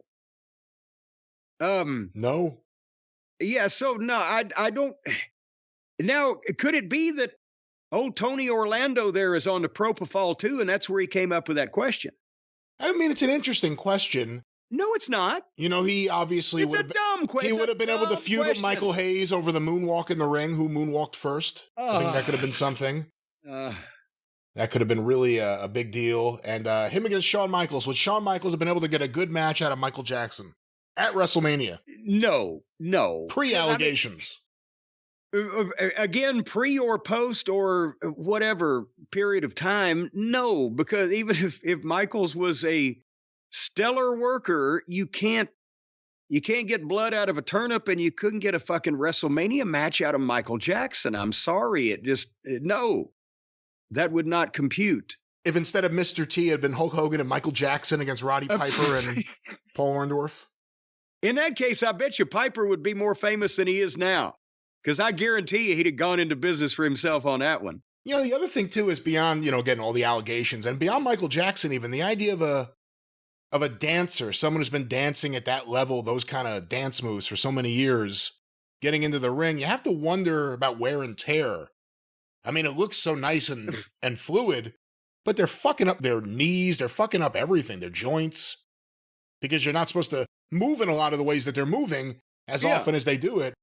So you have to wonder, one bad run to the ropes, their fucking knee goes. Well, but remember Ricky Starr, the ballet dancing wrestler. That was his whole gimmick, because he was a ballet dancer, and also, but he wasn't the biggest guy in the history of the wrestling business, but he wasn't like 6 feet tall and 115 pounds or whatever. So he was an athlete, and he was able to, coalesce the ballet into the wrestling and pirouette around and still make it work. All right, but no Michael Jackson. No Michael Jackson. No Michael. All right, Jim, our final topic here this week, and this is a big story. I don't know how much of it we're going to read through. It's a big article in The Athletic, and also the New York Times published it.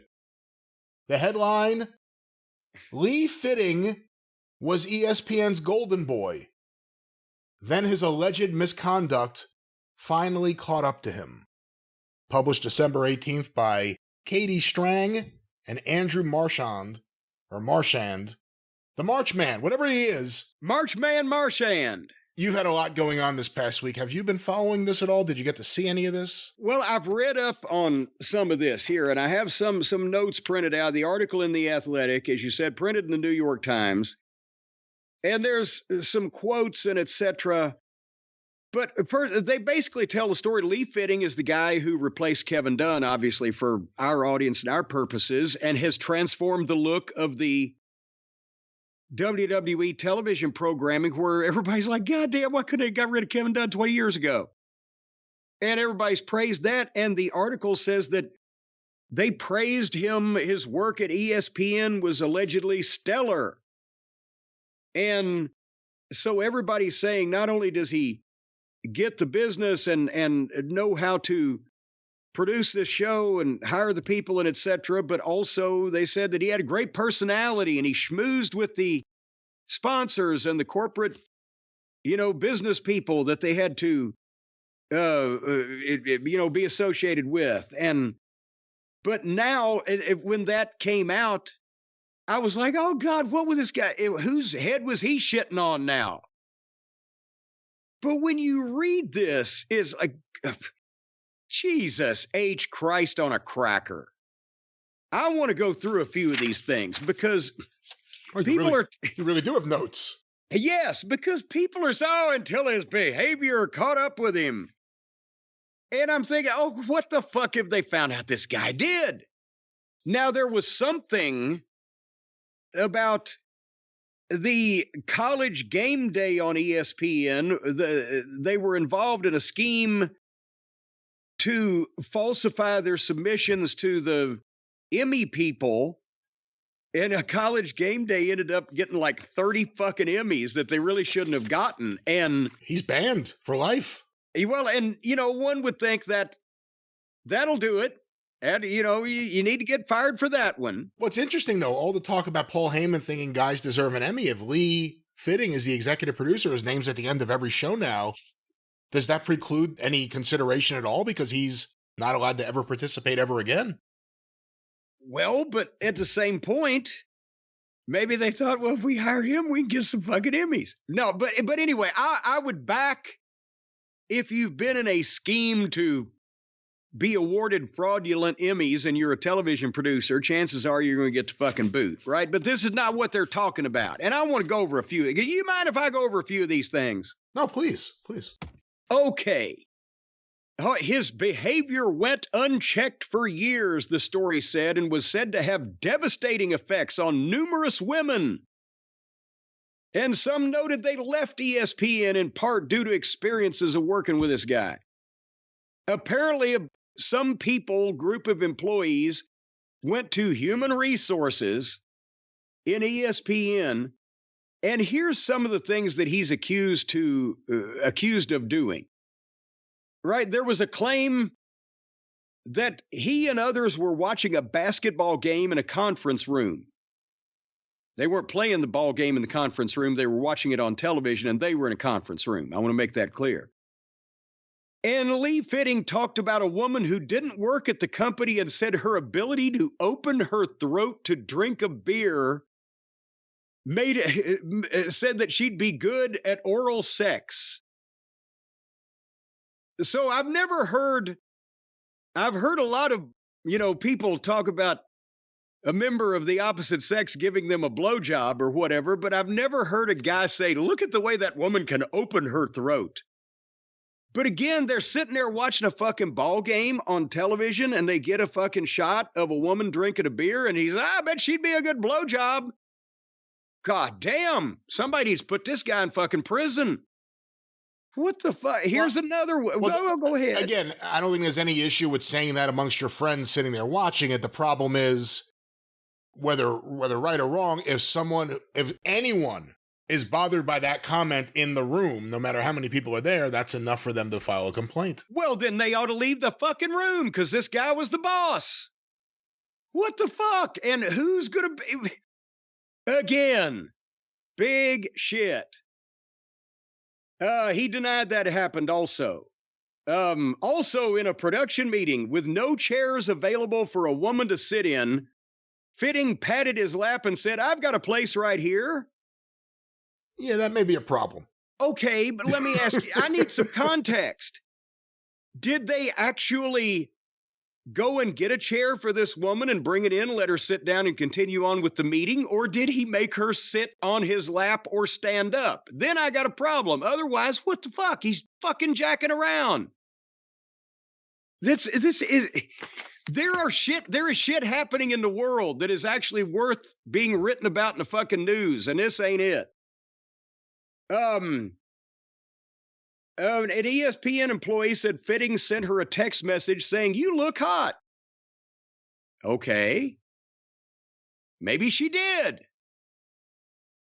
But again, though, this isn't just... But a producer claimed the woman's hands were shaking when she showed him the message. Because again, you're leaving out the part where he was the boss. All of a sudden, the boss is texting the woman saying you look hot. Yes, if the boss tells me I look hot, I'm like, hey, fucking hey, there you go, I'm in. But is it going to make your hand shake, or are you just going to text back, thank you, move on? Whatever the fuck. If he saw a woman in an outfit he liked, he'd tell her. See that again, though, that's where it gets ridiculous. He's producing a television show. Yes, well, and he said Fitting would tell women on camera how to style their hair, what outfits to wear. He's the fucking producer. He told one woman, put your hair in a ponytail. And she claimed, he said, if you don't do it, I'll do it for you. Well, did he do it for her? Or again, I need context. Somebody said he bragged about his sex life with his wife. Was that in the context of a joke, or did he just blurt out one day in the middle of a production meeting, by the way, Phoebe gave me a hell of a blowjob last night? You know, that shot you got of the crowd the other day was really, oh, by the way, you know, I was fucking the shit out of my wife last night, and I thought, man, I gotta let everyone know how much I love fucking. They said he would direct the cameramen, or it says on what I've got here, he'd direct the producers. He was a producer, but he would direct the crew to scan the crowd in the ball games for hot women to show on the air. Isn't that what they all do? Not just ball games. If a wrestling production had the budget and the extra cameras, when we only had 2 or 3, we couldn't get crowd shots at all. But yes, Jackie Crockett made a goddamn career out of finding hot women in the fucking crowd to shoot, whether it made air or not. See, that's the problem. I think nowadays you need a producer who could say, ignore the gorgeous people. Let's see some fuglies on the show. That's what we need. More ugly fans, not the hot fans who somehow get mixed in with the fucking general population. Okay, wait a minute. They said at one point at a 2012 Notre Dame game, he thought the Notre Dame cheerleaders weren't attractive enough and ordered no shots of them. See, I'm sorry. That's funny to me. Yes. It's like, I swear to God, I'm trying. Don't shoot the ugly cheerleaders. Who's complaining about that? I'm trying to think. I don't remember where it was or when it was, but I've been there with somebody says, oh, Jesus Christ, don't shoot her. On a wrestling show. Anyway. So another woman said, she asked to meet with Fitting 3 times about her career. And each time he asked her to go out for drinks. That might be a fucking hint that he is not interested in talking about your career. But she declined. There are no assaults. There are no false imprisonments. There are no inappropriate contact. There's no actual accusation of anybody getting fired because they wouldn't diddle this guy. He apparently's got a fireball personality to him. He likes to make fucking remarks. But my favorite thing is the actual image of him at the top of the thing. He just looks like such a happy guy who's going to immediately cause trouble. Yeah. But hey, big smile. All right. Hey, did I tell you I was fucking my wife? But that's the thing is, the former ESPN president calls this guy a golden boy because of his personality, his ability to connect with coaches, socialize with executives, corporate sponsors over drinks. He does a great job producing television for a variety of genres. I'm sorry. This is, what the fuck? Has everybody lost their sense of proportion? And then Janelle Grant's lawyer, listen to this. Again, well, she jumps on everything. They jump on anything. They don't know when to pick their spots. And they start sounding like whiny old washwomen instead of people trying to fight for justice. Because she said, listen to this. How can WWE claim they're committed to improving the company's culture and at the same time hire a man earlier this year who was accused of sexual misconduct and workplace harassment in his previous role? These allegations extremely concerning. Revelations like this are why Janelle Grant's lawyer sent a letter to WWE and Endeavor encouraging or urging them to release all current and former employees from their NDAs, the same old boys club who enabled Janelle Grant's abuse are continuing to put alleged predators in leadership. How is he a predator? At worst, he's rude and potentially obnoxious.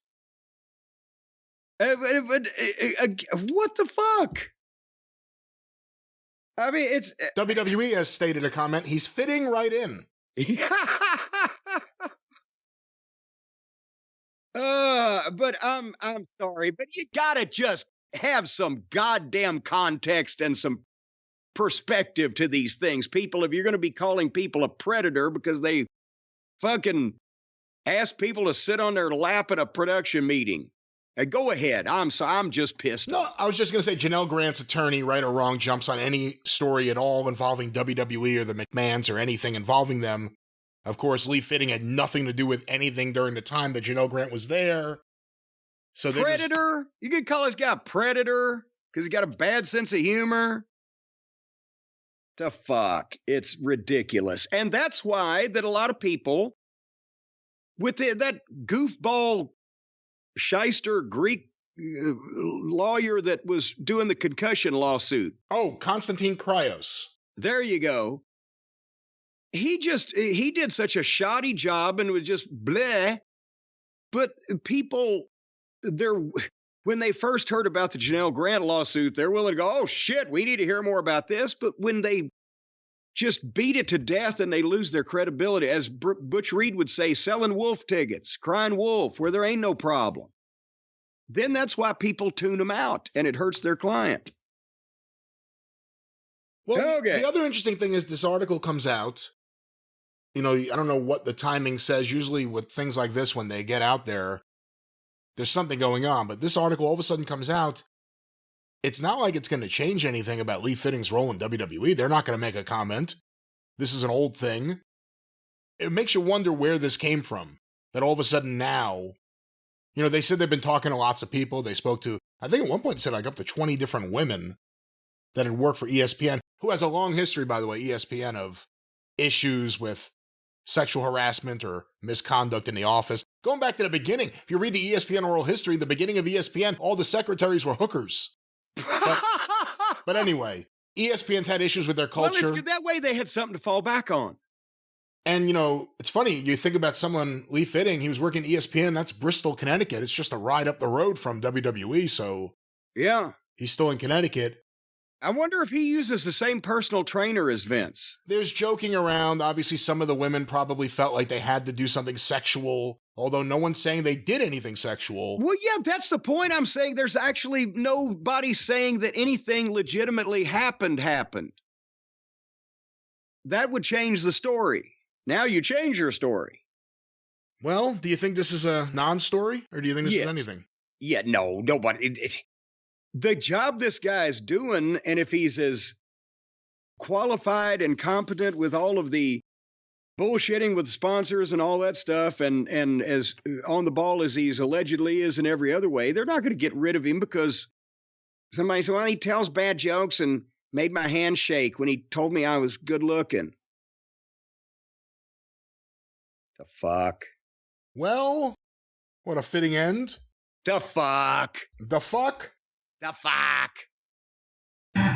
Oh, that's not the sound I want. Hold on. What is this? But ladies and gentlemen, with that,